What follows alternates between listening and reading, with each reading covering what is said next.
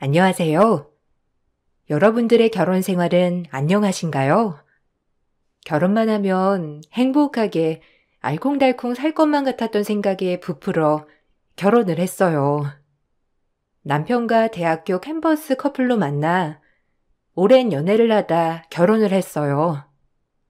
졸업과 동시에 일을 하고 싶었지만 친정의 부도로 인해 일을 하기보다 여러 가지 아르바이트를 하며 생계의 보탬이 되었습니다.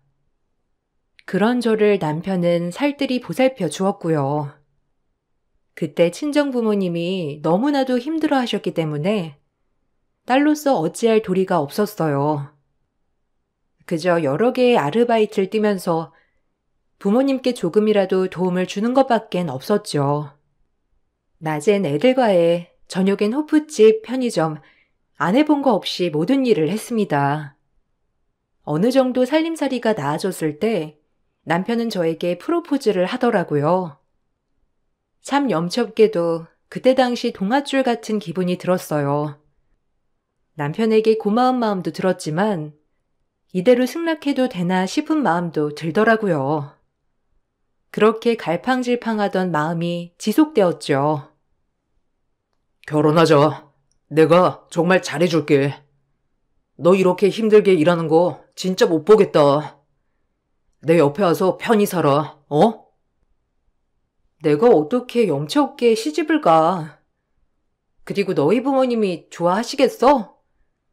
변변한 직장도 없는데 미안해서 못 그래 나는. 나 이용하라니까. 내가 너 편하게 살게 해줄게. 내 벌이로 너 충분히 책임질 수 있어. 원하면 너 전공 살려서 다시 일도 하게 해줄게. 그러니까 거절하지 말고 결혼하자. 정말 잘할게. 더 이상 너 힘든 거 보기 싫어서 그래, 어? 어머님이 마음에 안 들어 하실 게 분명해. 가뜩이나 지금 우리 집 기울고 나 집에도 얼씬 못하게 하시는데 결혼까지 가능하겠어? 자기 마음은 고마운데 나 사실 자신 없어. 변하지 않는 자기 마음이 고마워. 근데 그리고 미안하다 정말. 내가 설득할 거야. 넌 그냥 몸만 오면 돼. 그러니까 그런 걱정 애초에 덜고 마음 편하게 시집 와. 너도 좀 너 자신을 챙겨. 남편의 끝없는 프로포즈에 결국 승낙을 했고 결혼 준비를 했어요. 그래도 부모님을 많이 도와드리고 가는 시집이라 그런지 마음 한편은 편하더라고요. 하지만 모두 다 예상하셨다시피 시어머니는 절 정말 싫어하셨죠. 염치가 없다고 말이에요. 집이 기울기 전 저를 참 예뻐하셨던 분위기에 사실 이런 부분에 적응은 되지 않더라고요. 하지만 집이 부도가 나고 모든 사람들의 태도가 바뀌는 걸 많이 봤던지라 시어머니도 그중 한 분이겠거니 했어요. 귀하게 키운 아들 아무것도 없는 저에게 주기 아까웠던 거죠. 그래서 이해했습니다. 입장 바꿔서 100번 1000번 이해 가능한 일이고 머릿속으로 되뇌어 왔고요. 염치가 없어도 유분수지. 어떻게 시집 올 생각을 해? 제가 뭐 하나 이뤄놓은 게 있어? 아니면 집에서 뭐라도 해줄 수 있어? 너 말 좀 해봐라. 학교 다닐 때 내가 아주 오냐오냐 하니까 우릴 네 아래로 본 거냐? 그땐 그때고 사정이 바뀌었으면 바뀐 거지. 안 그래? 죄송해요. 어머님이 무슨 걱정하시는지 다 알아요. 하지만 이제 저희 집 많이 좋아졌고 결혼하고 저도 제대로 일해보려고요. 진정이 번듯해야지. 네가 이래서 뭐 돈 벌어서 우리 아들 기 살려줄 수나 있어? 아유, 머리 아파 진짜. 뻔뻔하다 너 정말. 아유, 어머님 그만하세요. 원래 얼굴 두꺼운 사람들은 우리 같은 사람들이 상대해도 못 당한다니까요. 알겠죠? 그러게나 말이다. 아주 얼굴이 보통 두꺼운 게 아니야.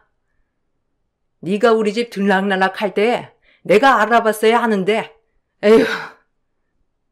도련님도 어떻게 이런 여자한테 코가 깨어서 그냥. 도련님이 너무 착해서 그래요. 측은지심이 발동한 거죠, 어머니. 아휴. 저 말씀 좀 가려해 주세요. 제가 부족한 건 맞지만 측은지심이니 그런 적선하는 말은 하지 말아 주실래요? 기분 안 좋네요. 어머, 어머님, 이 여자 말하는 것 좀 보셨어요? 우리 집에 오면 안 봐도 비디오네. 아주 위아래가 전혀 없겠어. 형님 되실 분과 시어머니는 절 그렇게 조롱했어요. 하지만 결혼을 강행했습니다. 남편에 대한 믿음이 컸고 저 역시도 행복하게 살고 싶었거든요. 그렇게 결혼 생활이 시작되었지만 분가는 절대 안 된다는 말에 홀 시어머니를 모시고 살았어요. 이게 내게 기회다 생각하며 시어머니를 지극정성으로 모시려 했죠. 오히려 시어머니를 모시고 나니 제가 일을 할 수가 없더라고요. 제 인생 다시 시작해 보려고 하는 그때 시어머니는 집에 도움이 되라며 일을 말리셨습니다. 오히려 살림을 배우라고 하셨죠. 밖에 나가 얼마나 번다고 여자가 나돌아다니는 거 아니라고 말이에요.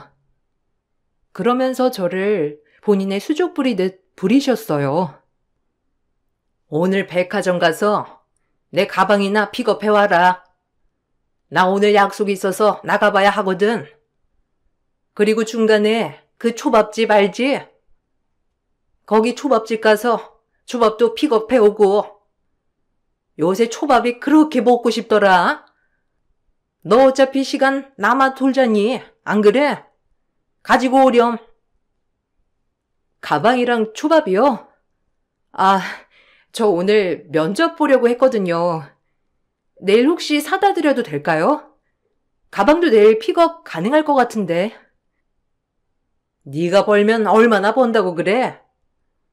어차피 도우미 쓰는 비용이나 네가 벌어오는 월급이나 거기서 거기니까 그냥 내가 시키는 대로 해. 알겠니? 내가 이런 것도 너 못 시키면 결혼을 뭐하러 시켰어? 안 그래? 입장 바꿔 생각해봐라. 우리 집에서 너 같은 거 생각이나 해봤겠니? 그러니까 이따가 내가 말한 대로 백화점 갔다가 초밥집 갔다가 그렇게 하고 집에 와. 알겠어? 너 머리도 좋은 애가 왜 그러니? 이런 거 각오도 안 하고 시집 온 거 아니지? 그러니까 얼른 준비하고 나갈 채비부터 해. 얼른. 시어머니는 강압적이었어요.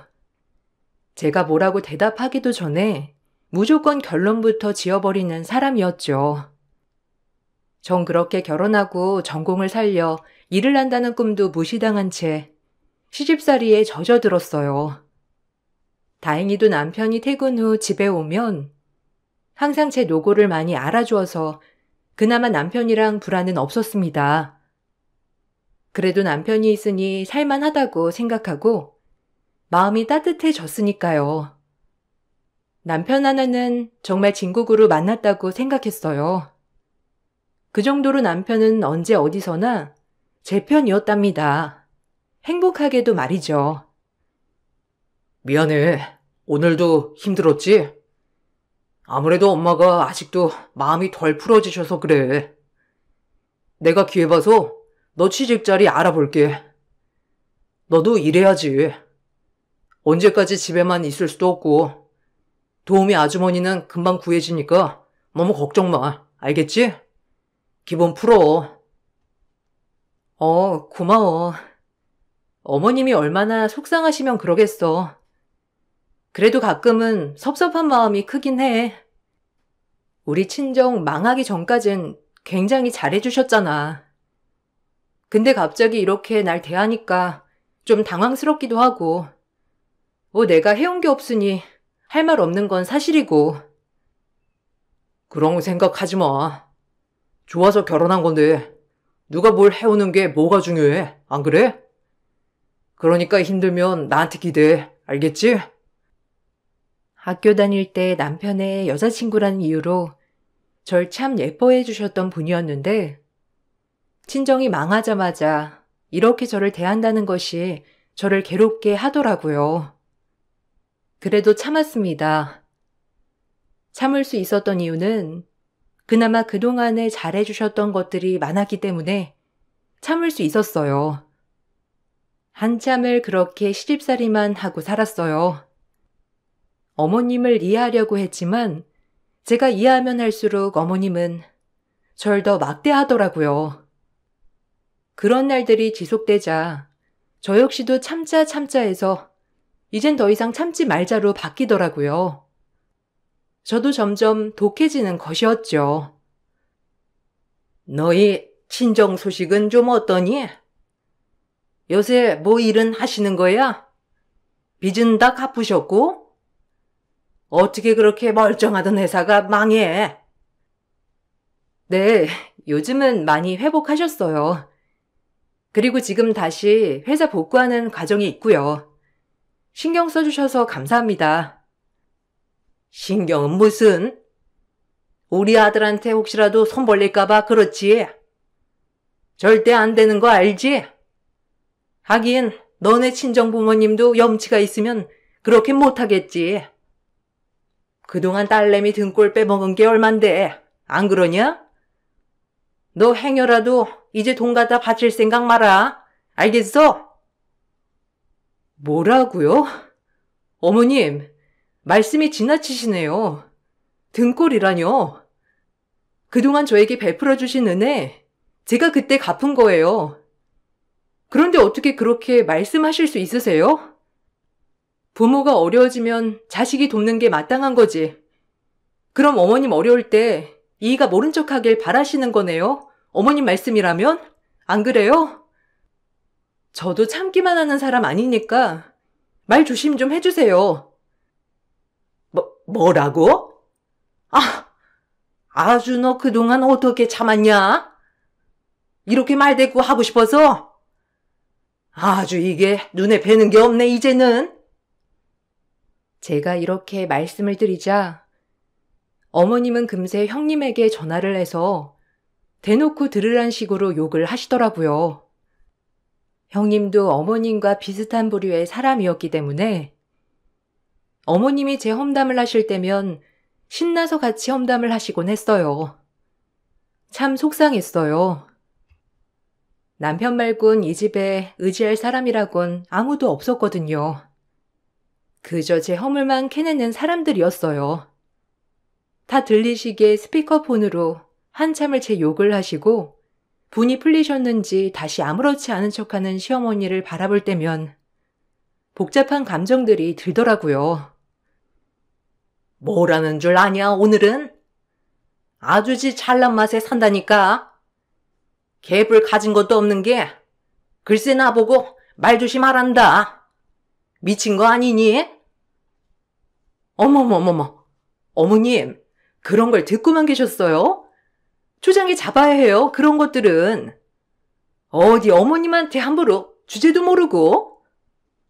하여튼 가정교육이 이래서 중요하다니까요.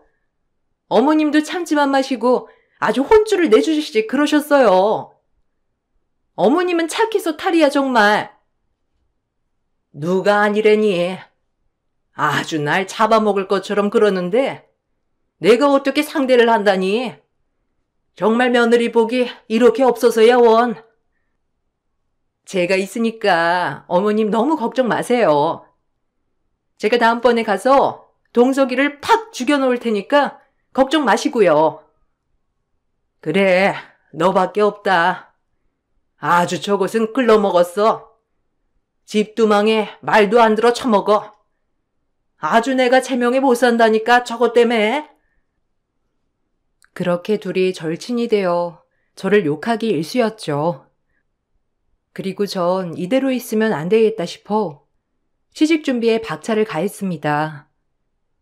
제가 그래도 돈이라도 떳떳이 벌어야 어머님께 당당해질 수 있을 것 같았거든요. 어머님은 취업을 말리셨지만 한사코 거부하고 취직 준비를 했어요. 취직 준비에 박차를 가하고 있을 때 하필 이때 저희에게 아기 천사가 찾아왔습니다. 계획이 없던지라 마음이 좋지는 않았어요. 이제서야 다시 새롭게 시작해 보려는데 덜컥 임신이 되니 사실 그렇게 기분이 좋지만은 않더라고요. 자기야, 자기 아빠 되게 생겼어. 아, 하필 이럴 때 내가 취직을 해야 하는데 왜 하필 나 마냥 기쁘지만은 않아. 정말이야? 임신했어? 아, 너무 기쁘다. 아, 무슨 말을 그렇게 해. 정말 축복이지. 내가 잘할게 더욱더. 그리고 엄마한테 분가 얘기해보자. 임신도 했는데 여기서 살다가 너 스트레스 더 받으면 어떡해? 안 그래? 좋게 생각하자, 어? 이제 엄마가 되는 거야.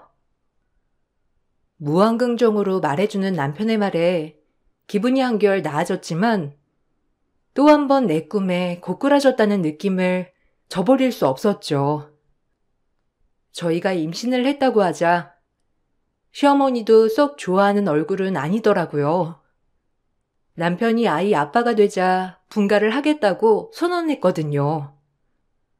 시어머님 분가를 한다는 소식을 노여워하셨어요. 제가 다 조종해서 이렇게 된 줄 아셨거든요. 모든 게 시어머니에겐 제 잘못이었죠. 엄마, 우리 집 하나 얻어서 나갈게요. 우리 돈으로 전세 충분히 얻을 수 있으니까 걱정 마시고요. 아무래도 임신도 했는데 이제 집에서 좀 편하게 쉬게 해주고 싶어서 그래요. 엄마도 임신해봤으니 그게 얼마나 힘든 일인지 알 거 아니에요. 안 그래요? 아, 걔가 나가 살자고 그러디? 내가 지 괴롭혀서 애 떨어진다고? 참나, 아주 웃기는 애다 아주. 자기가 집에서 하는 일이 뭐가 있어? 가끔 내 심부름밖에 더해? 그래, 어디 한번 나가서 잘 살아봐 이것들아. 아주 천하의 못된 것들 같으니라고.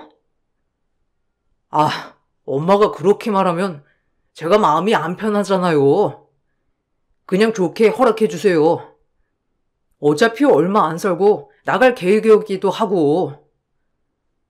그래, 이 어미 홀로 이렇게 덩그러니 있는데 그냥 나 다 버리고 나가겠다 이거지? 너네 아버지가 보시면 어떨 것 같니? 나 혼자 너네 키우는 게 얼마나 힘들었는데 자식들이라고 어쩜 이렇게 엄마 속을 몰라줘? 속상하다 정말. 그래, 나가버려. 엄마, 그렇게 말씀 마세요. 저 마음 안 좋게. 죄송해요. 그래도 어쩔 수 없어요. 이제 저희도 독립은 해야 할 것 같아요. 시어머니는 마음에 들어하지 않았지만 남편이 완강하게 분가를 원했기 때문에 어찌할 수 없이 분가를 허락해 주셨죠. 저에게도 드디어 자유가 생긴 것만 같았습니다. 그리고 배가 더 불러오기 전에 분가를 했어요. 얼마나 홀가분하던지. 전 태교를 하며 어떻게든 이 시간을 허투루 쓰지 않겠다는 일념을 굳게 먹었어요. 아이 낳고 제 인생을 다시 시작하고 싶었거든요. 항상 경력이 단절된 것만 같아 늘 우울했어요. 그래서 이걸 극복하기로 마음을 먹었어요. 그래서 준비를 해야겠다고 생각했죠. 나 임신 중에 뭐라도 해볼까 봐. 너무 이렇게만 있는 건 아닌 것 같아. 아기 나오면 당분간 또 경력 단절될 텐데 뭐라도 해야지. 왜, 쉬지. 돈 때문에 그래? 너랑 아기 충분히 먹여 살릴 정도는 돼. 난 너 그냥 좀 쉬었으면 좋겠어. 마음 편하게. 아니야. 정말 나를 위해서 그래. 내가 자존감이 많이 떨어져. 어머님도 그냥 내가 맨날 집에만 있으니까 더 그러시는 것 같고. 아기 크면 엄마가 훌륭한 사람이라는 걸 보여주고 싶기도 해. 더 늦기 전에 뭐라도 해보려고. 그러니까 자기가 많이 도와줘. 난 언제나 자기 편이지. 걱정 마. 자기가 하고자 함에 있어서는 뭐든지 자기 편이야. 엄마도 신경 쓰지 말고 이제 하고픈 거 해. 남편은 다행히도 무조건적으로 저의 편이었어요. 이렇게 맹목적으로 저를 지지해주는 사람이 있다는 것이 참 기쁘더군요. 천군만마를 얻은 것 같았어요. 그리고 본격적인 임산부의 여정이 시작되었죠. 처음엔 반기지 않았던 아기였지만 시간이 지나자 너무 미안하고 행복하더라고요. 아이가 점점 커짐에 따라 기쁨도 공존했고요. 정말 하루하루가 선물 같은 하루였어요. 처음 아이가 생겼을 때 속상해하던 그 마음이 너무 죄책감이 들어 더욱더 태교에 힘썼습니다. 이렇게 기쁜 일일 줄 몰랐거든요. 하지만 제가 임신을 하고 나도 시어머니는 변하지 않더라고요. 분가를 한 대신 집에 말도 없이 찾아오는 날도 많아졌죠. 제가 시댁을 안 챙긴다는 이유에서였어요. 꼬박꼬박 시댁에 갈 때마다 찾아가는데도 어머님은 늘 제가 일주일에 4번은 시댁에 와서 집안일이나 음식을 하길 바라셨죠. 대놓고 그래야 한다고 했으니까요. 어머님한테 전 가정부 그 이상도 그 이하도 아니었죠. 넌 연락도 한 통 없니? 아주 분가해서 살판 났구나. 집에만 있으면 디룩디룩 살만 쪄, 알아? 좀 집에 와서 반찬들 좀 하고 운동 겸 와서 청소도 좀 해라. 아주 분가했다고 나 몰라라지? 하여튼 마음에 안 든다니까. 꼭 내가 이렇게 와야겠니? 아, 요즘 이래저래 바빴어요. 자주 들를게요, 어머님. 식사는 하셨어요? 안 드셨으면 식사 준비 좀 할까요? 됐다. 내가 무슨 밥 얻어먹겠다고 온 것도 아니고. 네가 우리 집에 시집 온 걸 까먹을까봐 상기시켜주러 온 거야. 알겠니? 넌 우리 집에 시집 와서 네가 할 일은 밥하고 청소하는 거야.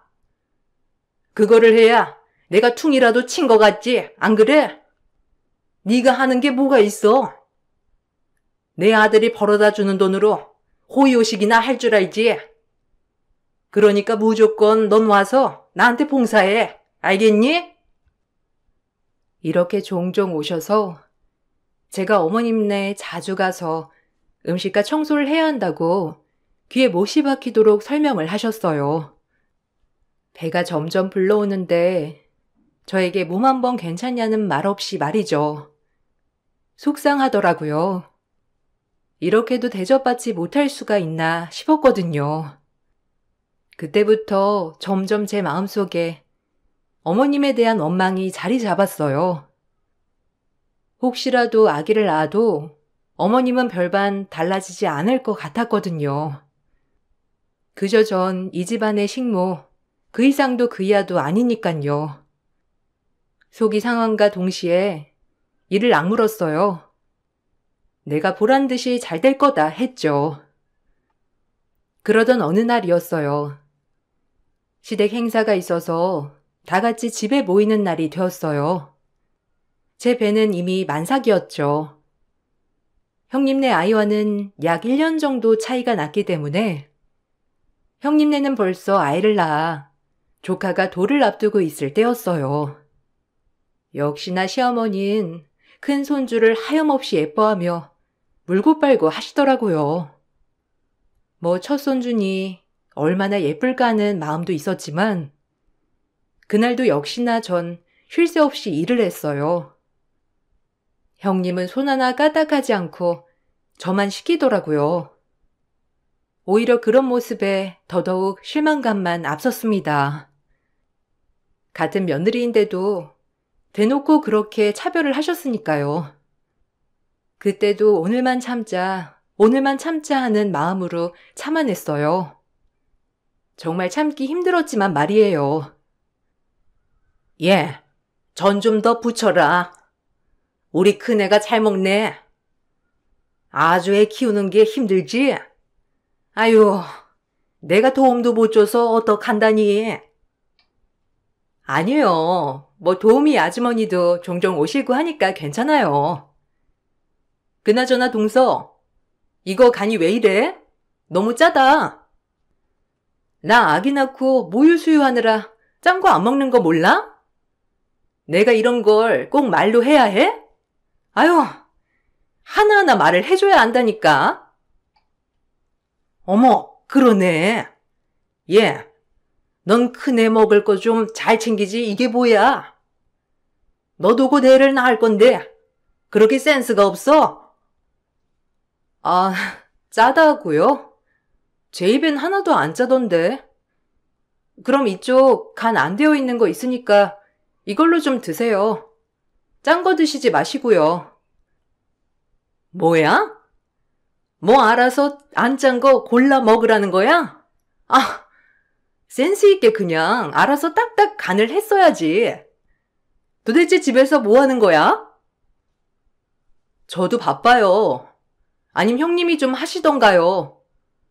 누구는 식모고 누구는 공주예요? 오히려 형님은 몸이 가벼우시잖아요. 그러니까 형님이 좀 와서 간도 보시고 음식도 좀 하세요. 어머님이랑 똑같이 저 부려먹을 생각하지 마시고요. 아시겠어요? 어머, 얘 말하는 것 좀 봐. 너랑 얘랑 같아? 넌 아무것도 없이 빈 몸뚱이 하나로 들어온 애고 얘는 혼수를 얼마나 해왔는데. 형님과 시어머니는 그날도 제가 한 음식이 짜네 어쩌네 하면서 타박을 하였죠. 그리고 시어머니는 혼수 얘기를 꺼내며 또 저의 기를 죽이시려고 하더라고요. 대놓고 제가 식모라고 하면서 말이에요. 정말 어이가 없더라고요.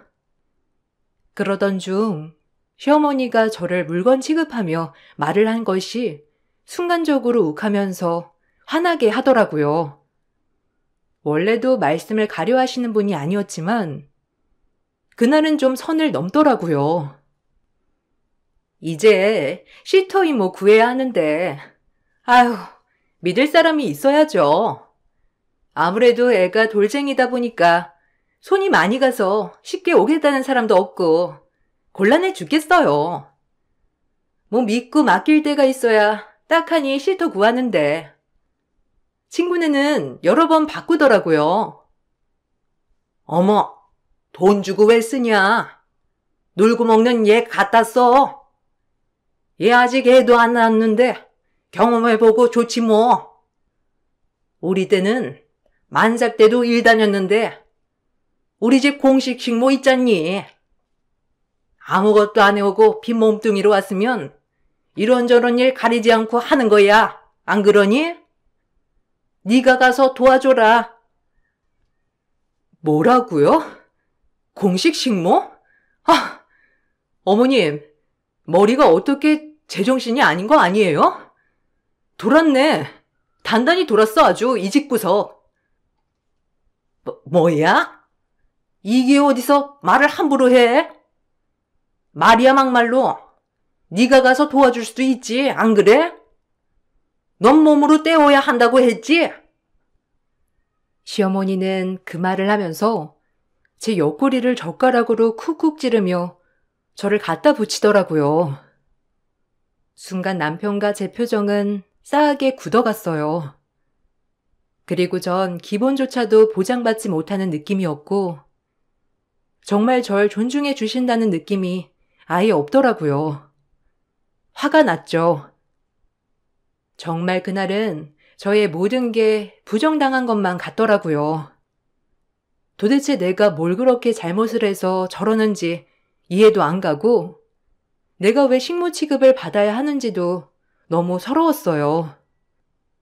제가 소리를 지르고 이 집구석을 불바다로 만들려고 하는 순간 남편과 아주버님이 제지하며 말려주셨습니다. 저의 가장 큰 비밀을 알고 있는 두 사람이었으니까요. 아주버님과 남편이 입을 열자 시어머니는 놀랐고요.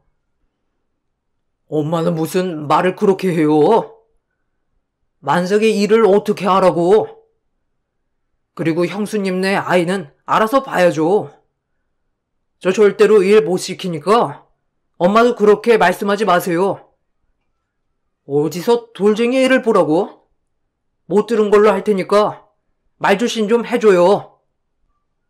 엄마, 지금 큰 실수하신 거예요. 재수씨가 무슨 일 하는지 알고? 참나, 재수씨 혹시 지금 뭐 하는지 모르세요? 제가 하는 일이 뭐가 있어? 그냥 집에서 놀고 먹는 거밖에 더 있어? 가뜩이나 분가했겠다. 얼마나 지세상일 거야. 엄마, 큰일 날 소리 하시네. 재수씨가 저희 회사 회계 담당이에요. 재수씨, 말씀 안 드렸어요? 얼마나 대단한 분인데. 저 재수씨한테 잘못 보였다간 저희 회사 나랄까요? 엄마 말조심 좀 해주세요, 진짜. 식모는 무슨? 큰일 날 소리 하시네, 아주. 사실 제 꿈은 회계사였어요. 경영학과를 졸업 후 회계사 시험을 준비하던 중 친정이 갑작스럽게 부도가 나는 바람에 공부를 접고 아르바이트를 전전한 것이었죠. 그러다 지금까지 경력 단절로 쭉 살아오다 임신을 하면서 죽어라 공부를 했어요. 배가 나오면서 앉아있는 것도 힘들었지만 저의 꿈을 이루기 위해 최선을 다했어요. 그리고 당당하게 회계사 시험에 붙었고 임신한 몸으로 면접을 보고 취직을 했어요. 다행히 대표님이 여자의 경력 단절 여성분들을 우선으로 채용해주는 회사였습니다. 그리고 제가 회계감사로 맡은 회사가 아주버님이 운영하는 회사였고요. 이 사실을 저와 남편, 아주버님만 알았어요. 나중에 애 태어나고 정식으로 회사 출근을 하게 되면 말할 내용이라 시어머님께는 얘기하지 않았었는데 오늘 아주버님이 제 편을 들어주시고 알게 된 거죠. 오히려 이때 터진 게 다행이다 싶더라고요. 제가 회계사 됐다는 말에 시어머니와 형님은 눈이 동그래져선 갑자기 절 보는 태도가 달라지더라고요. 정말 강약약강인 인간들이었어요. 입덧도 끝났는데 시어머니의 태도를 보니 구역질이 올라오더라고요. 뭐야? 얘가 뭐라고? 무슨 큰 실수라는 거야? 집에서 놀고 먹기밖에 더해? 실수는 무슨? 누가 보면 아주 대단한 애인 줄 알겠다. 대단한 분이죠. 저희 회사 회계 감사해 주세요, 재수씨가. 제가 엄청 잘 보여야 할 분인데 뭐. 당신도 좀 이제 재수씨한테 너그럽게 돼. 그게 뭐야 말투가. 재수씨가 여기서 밥 해주는 사람도 아니고 간이 짜네 싱겁네, 안 그래? 아니 뭐야? 아니 동서가 회계사라는 거야 그럼? 아니 어떻게 그 어려운 걸 해냈어? 말이 안 되잖아. 왜요? 제가 회계사 한다니까 어이가 없어요? 악착같이 공부했죠. 형님이랑 어머님 하도 무시하는 통에 꼭 뭔가를 이뤄야겠다고 생각했어요. 그래야 두 절친께서 절 덜 무시할 거 아니에요. 태어날 아기한테도 그렇고요. 안 그래요? 이 사람이 얼마나 코피 터지면서 공부했는데 제가 다 안쓰러웠어요. 엄마 그러니까 그만 좀 하세요. 그리고 설사 집에서 놀고 먹는다고 한들 어떻게 형수님네 가서 애를 보라고 할 수 있어요? 만삭인 며느리를. 진짜 실망했어요, 엄마. 아니, 내 말은 도와주면 어떠냐는 거지. 꼭 하라는 게 아니라. 너 그렇게 받아들였니? 그런 거 아니지? 그래도 그냥 식구끼리 얘기해 본 거니까 마음 풀으렴 둘째야. 아니 너 똑똑한 건 알았는데 어쩌다 그렇게 회계사가 된 거야? 감쪽같이. 그 말을 끝으로 남편은 저에게 너무 미안한지 제 손을 잡고 일어나더라고요. 그리고 다신 어머님네 가지 않겠다고 하더라고요. 그동안 어머님이 절 무시한 세월이 너무 많아서 그런지 남편이 오히려 저한테 미안하다고 얘기를 많이 했어요. 그리고 저보고 원한다면 어머님과 손절도 하겠다며 말하더라고요. 남편에게 그 말을 들으니 그동안 억눌려왔던 눈물이 막 쏟아지더라고요. 이제 어머님, 사실 안 보고 싶어. 사람 무시도 한두 번이지. 자기한테 미안한 말이지만 이번 기회에 그냥 안 보고 싶어. 내가 더 미안하지. 너 안 힘들게 해주겠다고 했는데 지금까지 고생만 시킨 것 같아서 정말 미안하다. 나도 네가 싫으면 안 보고 싶어. 그러니까 걱정 안 해도 돼. 너 그렇게 고생하라고 데리고 온 거 아니야. 지금부터라도 행복하게 지내자. 정말이야. 나 다신 안 봐. 나 식모 취급하는 거 넌덜머리나 정말. 이제 그냥 우리 세 식구만 행복하게 살고 싶어. 알겠어. 그렇게 할게. 네가 싫다면 나도 싫다고 했잖아. 그러니까 그만 울고 집에 가자. 아, 나도 정말 너한테 염치가 없다. 다행히 남편은 저의 뜻을 존중해 주었고 그날부로 전 시댁과 절연했어요. 아주버님 회사 회계 감사는 재택으로 계속 진행을 하였지만 제가 회계사가 됐다는 말에 시어머니와 형님은 전화를 번갈아 가며 하시더라고요. 설마 하니 제가 아주버님 회사에 악영향을 끼칠까봐 말이죠. 그렇게 전 처음으로 시어머니와 형님에게 하고 싶은 모든 말을 다 끝내고 손절을 할 수 있었습니다. 너 회계사 됐다고 했지? 아유, 너무 좋다. 그래도 네가 이렇게 도움이 되니 얼마나 좋아, 안 그러니? 이제서야 네가 우리 가뭄에 도움이 되는구나.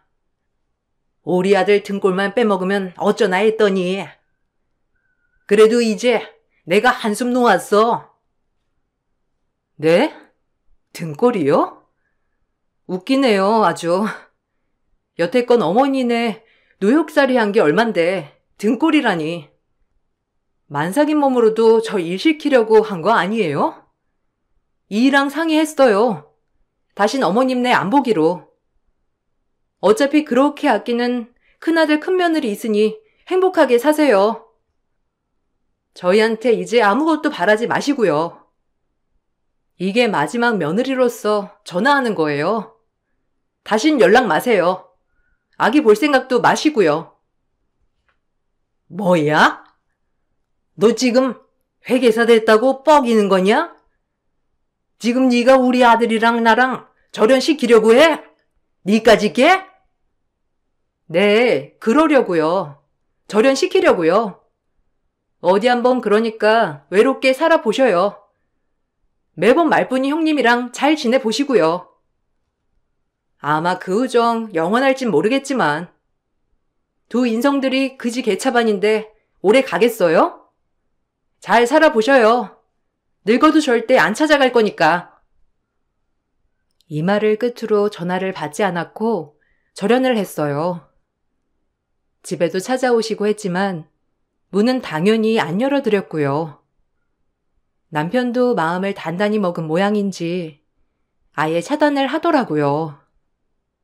형님도 이제 와서 저에게 남편 회사를 잘 부탁한다느니 이런 전화나 해댔고요. 형님한테도 욕 한 사발이 해주니까 아주 시원하더라고요. 그렇게 하고 난 뒤 진통이와 아이를 낳으러 갔어요. 마음속 묵은 채증이 말끔히 내려가니 갑자기 진통이 오더라고요. 그날 시원하게 애를 낳았습니다. 어찌나 한 방에 낳았던지. 동서, 어머님한테 들었어. 뭐 어머님은 어머님이고 우린 우리잖아? 우리 애아빠 회사 잘 부탁해. 동서의 말 한마디가 크다며? 내가 그동안 뭘 몰라가지고 노인네 시키는 것만 했잖아. 이해하지? 난 동서가 잘 알아들었을 거라 믿어. 야, 너도 앞뒤 다르게 그러지 좀 마. 어머님한테 붙어서 날 못 잡아먹을 땐 언제고. 이제 와서 왜 아쉽니? 너야말로 이 집에서 하는 게 뭐야? 아주버님만 불쌍하다. 너 같은 거 만나서. 참, 혼자 그렇게 애쓰고 사는 게 안 그래? 다신 연락하지 마. 너 때문이라도 아주머니 회사 박살내기 전에, 알겠어? 인간 같지도 않은 것들 때문에 마음고생한 것만 생각하면 너네 경을 치고도 모자라, 알아? 아니 이게 막말하네? 너 회계사 좀 됐다고 그러는 거야? 아니 난 어머님 때문에 그랬던 거라고 했잖아. 날 이해 못해? 나도 그 노인네 비 맞추기 힘들어. 같은 며느리로서 이해 좀 해줘, 동서. 응? 우리 잘 지내보자. 이제 격도 맞는데. 내가 널 이해를 왜 해? 이 미친 거사. 아, 속이 다 시원하네. 이 인간 같지도 않은 것들한테 막말하니까. 다신 전화하지 마. 그리고 전 형님과 전화 통화한 내용을 음성 녹음을 해놨다가 어머님께 전송해 드렸죠. 어머님은 형님이 본인 욕을 저에게 했다는 것을 보고 그 두 집이 난리가 났더라고요. 아주 고소했습니다. 그렇게 고고하고 우아한 척하는 시모 인생이 초전박살 났으니까요. 이 며느리도 손절, 저 며느리도 손절, 아주 웃기더라고요. 그리고 무사히 출산을 하고 아이를 보니 더 열심히 살아야겠다고 생각이 들더라고요. 그렇게 많은 것을 깨달은 한 해였습니다. 비록 시집살이로 고생은 했지만 그 덕에 회계사도 되고 예쁜 아이도 낳고 무엇보다 항상 제 편이 되어주는 남편이 있기 때문에 오늘도 행복하다고 느끼는 하루예요. 지금은 육아휴직을 받아 아이를 보는 재미로 살고 있어요. 그래도 휴직이 끝나면 돌아갈 내 자리가 있다는 것에 얼마나 기쁘고 뿌듯하던지. 아마 경력 단절된 여성분들은 제 마음을 잘 아실 거라 생각합니다. 이 글을 읽을 때 말이죠. 앞으로 워킹맘으로서 제 자신을 기대하며 글을 마칠게요. 이 글을 읽어주신 모든 분들 정말 감사하고 항상 응원하겠습니다. 감사합니다. 안녕하세요. 저는 힘들었던 시간들이 어느 정도 정리가 된 이후 제 삶을 다시 찾게 된 여자입니다. 믿기지 않는 현실들을 눈앞에서 마주했을 때 저에겐 상당한 충격으로 다가왔는데 지금 생각해보면 하루빨리 그런 상황들을 알게 된 게 오히려 제 삶에 도움이 되었습니다. 남편과 결혼을 하고 지금까지 살아오면서 서로가 맞지 않다는 걸 느끼게 된 순간부터 저희 부부는 삐걱거리기 시작했어요. 그럴 때마다 결혼에 대한 후회가 밀려왔고 제 선택이 틀렸다는 좌절감 때문에 삶에 대한 의욕이 거의 없었어요.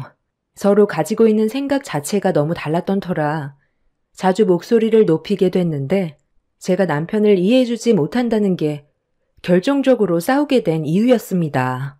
결혼을 하고 가정을 꾸렸으면 생활의 변화는 당연하게 있어야 되는 거잖아요. 그런데 남편은 자기가 살아온 삶에서 크게 벗어나는 걸 원하지 않았습니다. 결혼 생활을 유지하면서 본인이 원하는 대로 살고 싶어하는 자기 중심적인 모습을 보였어요. 하고 싶은 대로 살 생각이면 왜 저와 결혼을 했는지 이해할 수 없었고 그런 모습들이 마음에 들지 않았어도 쉽게 결정해서 결혼한 게 아니기 때문에 남편한테 최대한 좋게 설득하면서 삶을 변화시키려 했었는데 결국 한 번의 사고로 집안 전체가 울릴 정도로 상당히 큰 싸움으로까지 이어졌고 이혼 얘기까지 나오게 되었습니다. 남편이 늦은 새벽 시간까지 술을 먹고 들어오는 거 100번 양보하고 이해할 순 있어요. 하지만 개가 돼서 들어오는 건 용납이 안 되더라고요. 거의 매일 술을 퍼먹다시피 해서 그날도 일찍 들어올 것 같진 않아 그냥 포기하고 자고 있었는데 남편이 들어오는 소리가 들리길래 잠에 취한 상태로 방문을 열면서 나왔어요. 그런데 경악할 만한 충격적인 장면들을 만들었고 현실을 받아들이기 힘들었던 저는 늦은 새벽 시간에 비명을 지를 수밖에 없었습니다. 남편이 집안 여기저기에다가 가리지 않고 토를 해버렸어요. 얼마나 먹었는지 양도 어마무시하게 나와서 감당이 안 될 정도였죠. 화장실에서 해결하라고 했는데 남편은 저를 뿌리치더니 가리지 않고 아무데나 토를 해서 그냥 짐 챙겨 나왔습니다. 저도 참아올 만큼 참아왔던 터라 더는 못 봐주겠더라고요. 결혼 전에도 술을 어느 정도 먹는 건 알고 있었는데 과하지 않게 적당히 마시길래 대수롭지 않게 넘어갔었어요. 하지만 그건 어디까지나 저에게 안 좋은 모습을 보이는 게 싫어서 자기 본 모습을 숨기고 있었다는 걸 결혼 이후 알게 되었던 거죠. 그날 정말 질려버려 친정으로 와버린 뒤 남편과 함께 살아갈 생각을 접어버렸어요. 스트레스 받으면서 같이 살 바엔 차라리 혼자 사는 게 속 편할 것 같았습니다. 애도 없는데 굳이 힘들게 같이 살아가면서 남편의 개보다 못한 모습을 보고 싶지가 않았어요. 저희 부모님도 남편이 술을 먹고 난 이후에 너무 다른 사람 같아서 걱정을 많이 했었다며 아닌 것 같으면 망설이지 말고 결정하라고 말씀해 주셔서 그날 집에 들어가지 않았어요. 어느 정도 시간이 흐른 뒤 제가 집으로 돌아오지 않자 남편이 먼저 전화를 걸었는데 받자마자 첫 마디가 청소를 다 해놨다는 거였어요. 여보, 내가 정말 미안해. 아침에 일어났는데 집안 꼴을 보고 나도 너무 놀라서 급하게 청소를 하긴 했는데 당신은 어제 얼마나 놀랐겠어. 이번 일은 내가 다 잘못했으니까 일단 집에 들어와서 대화 좀 하자. 오늘 안 들어올 건 아니지? 회사에다가는 어제 술을 너무 많이 마셔서 출근을 못할 것 같다고 말해놨거든. 당신 참 염치 없다. 그 집에 다시는 들어가고 싶지가 않아. 최근에 몇 번이나 얘기했는데 끝까지 내 말을 무시하더니 결국 감당하기 힘들 정도로 술 퍼먹고 와서 집안 꼴을 아주 개판으로 만들어놔? 청소했다고 해서 냄새가 빠질 것 같니? 원하는 대로 살고 싶다며. 그래서 그렇게 해주겠다는 건데 뭐가 문제야? 얘야, 나다. 아침에 내 아들한테 연락을 받자마자 깜짝 놀라서 일단 내가 먼저 집에 와봤다. 아들이 실수한 거 전부 다 치우고 해장국 만들어 먹였으니까 거기서 그러지 말고 와서 얘기 좀 하자. 평생 안 올 것도 아니잖아. 많이 실망한 거 알지만 그래도 얼굴 보면서 대화를 해야 해결이 되지 않겠니? 어느 정도 예상은 했지만 남편이 혼자 감당할 수 있을 정도는 아니었어요. 집안을 난장판으로 만들어놨는데 제가 집에 없는 걸 보고 남편도 어느 정도 눈치는 있었는지 시모를 불러 집안 정리를 했다곤 하지만 이미 너무 실망스러운 모습을 봐서 더는 미련이 남아있지 않아 이혼 생각을 하고 집으로 들어갔어요. 빨리 올 줄 알았는데 좀 늦었네. 자, 봐봐. 우리 어머니가 내가 실수한 거 전부 다 정리해줬어. 덕분에 당신이 손가락 하나 까딱할 게 없다니까. 아까 나한테 한 소리 들었으니까 너무 뭐라고 하지 말고 둘이서 잘 좀 지내라. 그래도 서로 잘 살아보겠다고 혼인신고에 도장까지 찍어놓고 이런 일로 이혼하겠다는 건 아니지. 살면서 내 아들이 저지른 실수 같은 건 정말 아무것도 아니다. 삶의 티끌 같은 일인데 심각해질 필요 있겠니? 맞아. 우리 어머니 말대로 내가 어제 일은 실수한 게 맞긴 하지만 그렇다고 이혼하는 건 너무 오버 아니야? 어느 누가 술 먹었다고 이혼까지 하냐? 술 먹고 집안을 난장판으로 만들어 놓은 게 이번이 처음이야? 그동안 내가 얼마나 많이 참아왔는지 당신도 모르는 거 아니잖아. 어머님 아들이라고 이런 문제로 감싸고 돌면 제가 더 피곤해진다는 거 모르세요? 오죽했으면 이 사람이 토한 거 치우지도 않고 친정집으로 가버렸겠어요. 그만큼 저에겐 너무 큰 충격이고 실망스러운 모습을 봤기 때문에 함께 살아가고 싶은 마음이 없어져 버렸는데 당연히 이혼 생각이 안 들겠어요? 그리고 이이가 저한테 뭐라고 했는지 아세요? 결혼 생활은 유지하고 싶은데 삶이 변하는 건 싫다고 했어요. 자기가 하고 싶은 대로 살겠다는데 이게 말이 된다고 보세요? 원래 남자들이 그래. 구속받는 거 싫어하고 자기 하고 싶은 대로 하면서 살고 싶어 하는 게 남자들이야. 너희 시아버지도 그랬는데 지금은 가정에 충실한 거 봐라. 살다 보면 자기가 하고 싶었던 일들도 귀찮아서 가정에 더 충실해진다니까. 너희들 결혼한 지 얼마 되지도 않았으니 맞춰가면서 사는 게 힘든 건 당연한 거다. 나도 아직까지 맞춰가면서 살고 있는 중이고 마음에 들지 않은 부면들이 너무 많은데도 없는 것보단 나니까 부대끼며 사는 거야. 어머님은 그런 성격일진 몰라도 저는 아니에요. 이 사람이 저와 결혼을 했으면 서로 배려하고 맞춰가는 게 당연한 거지. 자기 하고 싶은 대로 행동하는 건 충분히 잘못된 행동이라고 생각해요. 이게 고쳐지지 않는다면 저도 더 이상 함께 살아갈 수 없어요. 그래서 오늘 확실하게 얘기하려고 집으로 들어온 거예요. 삶의 변화를 주지 않는다면 저에 대한 배려가 없는 걸로 판단하고 저희 관계 정리할게요. 그게 서로를 위한 길이지 않겠어요? 시모는 저와 남편이 다시 좋게 풀길 바라고 있었지만 이미 저는 남편에 대한 마음이 거의 떠나간 상태였고 함께 살아가야 될 이유를 느끼지 못해 이혼하는 게 제가 살 길이었어요. 남편은 다음부터 같은 실수를 반복하지 않겠다면서 저의 관계를 좋게 풀려고 설득을 하길래 생각 좀 해봐야 할 것 같다고 먼저 자리에서 일어나 방으로 들어갔어요. 시모는 서로 잘 풀라면서 나중에 다시 오겠다며 시댁으로 돌아가셨고 남편은 저에게 눈치가 보였는지 방문을 두드린 뒤 들어와 옆에 앉았는데 머뭇거리면서 건넨 한마디에 너무 놀라 남편이 뱉었던 말을 다시 되물었어요. 무슨 생각으로 저에게 그런 말을 했는지 의도를 물어보게 되었죠. 우리 관계가 좋아지려면 어떻게 하는 게 제일 좋은 방법인지 고민을 좀 해봤는데 아무래도 내가 당신과 함께 일하는 게 좋지 않을까? 나 지금 하는 일 솔직히 마음에 들지가 않거든. 그냥 직원 하나 고용한다 생각하고 나랑 같이 일하면 당신과 보내는 시간이 많아지니까 서로를 더 이해하지 않겠어? 그렇게 해야 술자리도 줄어들 테고 당신이 싫어하는 것들을 내가 하지 않겠지. 나도 이번에 집을 난장판으로 만들어 놓은 거 엄청 후회하고 있어. 내가 하는 일이 쉬워 보여? 그냥 하던 일이나 잘하고 앞으로 행동 똑바로 해. 그렇지 않으면 바로 이혼이야. 당신 직업을 본 것도 아니고 사람이 좋아 보여서 결혼을 선택했는데 술을 입에 달고 살고 있으니 내가 얼마나 배신감을 느끼겠어. 지금도 내 화가 다 풀린 건 아닌데 당신이 결혼한 이후 오늘 나한테 미안해하는 게 진심 같아서 마지막으로 한 번만 두고 보려고 하는 거야.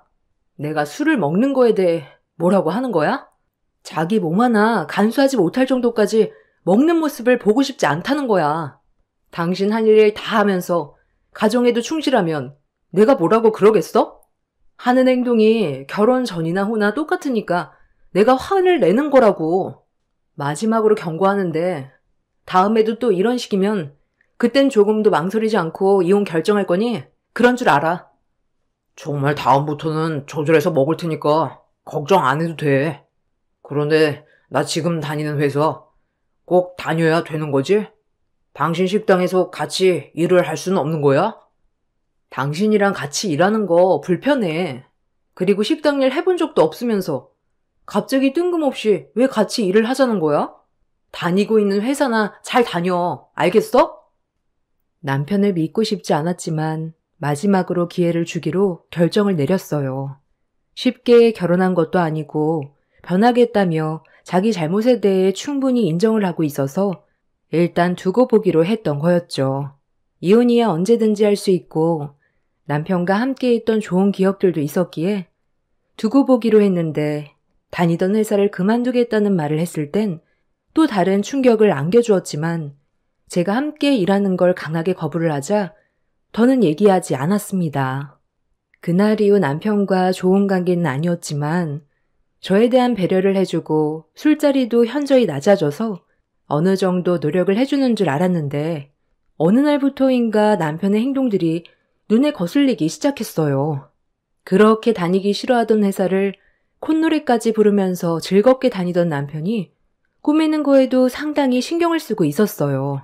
그런 모습을 아무 말 없이 지켜보던 도중 남편이 전화로 상갓집에 다녀와야 할 것 같다면서 동문의 어머니가 돌아가셨다고 늦게 올 것 같아 전화를 한 거라는데 평소와는 다른 행동에 느낌이 안 좋았습니다. 남편의 말대로 늦은 새벽 시간이 되어서야 들어왔는데 술을 꽤 많이 먹었더라고요. 얼굴 표정이 상당히 안 좋아 보였고 침대로 바로 누웠는데 잠시 뒤 남편의 입에서 누군지 알 수 없는 여자의 이름이 반복해서 나오길래 남편이 저에게 거짓말을 하고 있다는 걸 확신할 수가 있었습니다. 그래서 남편 차의 블랙박스부터 확인을 해봤어요. 자동 음성 녹음이 되기 때문에 제가 직감한 게 맞는다면 남편 차에서 단서가 발견될 확률이 높을 것 같았습니다. 떨리는 손으로 남편의 차에 올라타 블랙박스에 있던 메모리 칩을 꺼낸 뒤 집으로 돌아와 컴퓨터에 연결해서 남편이 그동안 어디를 다녀왔는지 전부 다 훑어봤어요. 그런데 딱히 걸릴 만한 게 없었는데 남편이 회사에 출근하면서 꾸미기 시작했을 때부터 다른 곳을 주기적으로 들리기 시작했어요. 그리고 그걸 시작으로 술 취한 남편 입에서 나온 한 여자의 인물이 등장했죠. 같이 차에 올라탔는지 대화 내용은 꽤 평범했지만 둘이 한 공간에 있다는 것부터가 제 속을 끓어오르게 만들었습니다. 그리고 그날 상갓집을 다녀오겠다고 했던 남편이 알고 보니 최근에 만나던 여자의 상갓집에 진짜로 다녀온 거였어요. 내가 너 고등학교 때 봤을 때 어머니께서 너 의사 만들겠다고 쉬지 않고 일만 해오셨잖아. 집안의 가장인 아버지가 사고로 떠나셨으니 너희 어머니께서 감당해야 될 짐이 상당히 무거우셨겠지. 그래서 그때 몸을 많이 혹사시키셨나 봐. 암으로 떠나실 거라곤 정말 상상도 못했었어. 누가 봐도 건강해 보이셨는데. 그래도 너희 어머니가 그때 힘들게 노력한 만큼 너는 서울의대 나왔고 결국 의사 생활을 하게 됐잖아. 아마 편히 눈 감으셨을 거야. 앞으로 내가 너희 어머니 대신 지켜줄 테니까 힘들면 나한테 기대도 돼. 우리가 남도 아니고 고등학교 동문인데 도와줄 수 있는 것들은 내가 도와줘야지. 그때 이사만 안 갔어도 우리 삶이 달라졌을까? 그때 너무 사정이 안 좋았기 때문에 어쩔 수 없는 선택이었잖아. 만약 이사를 안 갔다면 우리의 관계에도 많은 변화가 있었겠지. 그런데 너는 이미 결혼을 했잖아. 내가 저번에도 얘기했지? 그 사람과 지금 좋지 않은 관계고 이혼 얘기까지 나왔는데 무슨 미래가 있겠어? 나도 이제 내 길을 가야지. 아닌 길을 계속 고집하면서 살 수는 없잖아. 너를 만나지 않았다면 나는 정말 삶에 낙이 없었을 거야. 그 사람과 성격이 너무 안 맞거든. 최대한 빨리 정리할 테니까 기다려줄 수 있지? 정말 괜찮겠어? 우리 관계에 대해서 네 처가 알게 되면 가만두지 않을 텐데. 나도 이러면 안 되는 거 알지만 엄마가 돌아가시고 나서 많이 힘들었는데 그래도 네가 내 옆에 있어줘서 많은 위로가 됐고 언제든 내 옆에 있어줬으면 좋겠어. 이런 내가 이기적인 걸까? 너희 가정을 무너뜨리는 게 옳은 행동일까? 너는 아무 잘못 없으니까 걱정하지 마. 내가 알아서 다 해결할게. 어차피 이혼하기로 했다고 얘기했잖아.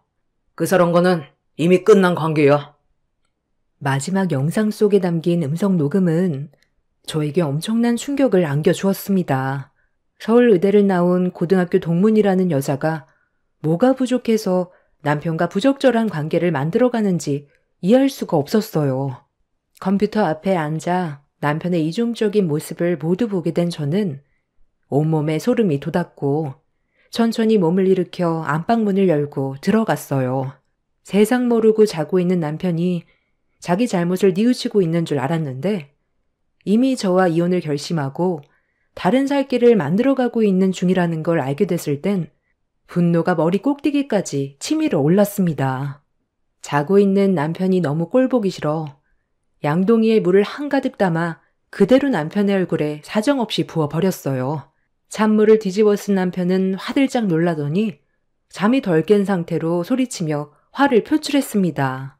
저는 남편에게 블랙박스에서 녹음된 내용을 들려주었고 동문과 나눈 대화가 핸드폰에서 흘러나오자 남편의 얼굴은 사색이 돼선 말을 더듬기 시작했습니다. 할 말 있어? 설마 했는데 네가 나를 이런 식으로 배신할 줄은 정말 꿈에도 몰랐다. 그동안 잘못을 뉘우치고 있는 줄 알았는데 나랑 이혼을 하고 싶었어? 네 입에서 그 여자 이름이 반복해서 계속 나오길래 혹시나 해서 블랙박스를 살펴봤다가 지금 너무 충격을 받아서 온몸이 떨릴 정도야. 너까짓 게 나를 버려? 내가 유선이 이름을 반복해서 불렀다고 잔물을 뒤집어 엎는 건 아니지. 얼마나 놀랬는지 알아? 심장마비 걸려 죽을 뻔했잖아. 어떻게 얘기해야 되나 고민 중이었는데 차라리 잘 됐네. 이렇게 된 이상 전부 다 얘기할게. 나는 너랑 이제 같이 살아가는 게 지긋지긋해. 어차피 우리 둘이 맞지도 않는데 계속 억지로 살아봤자 시간만 버릴 거 아니야.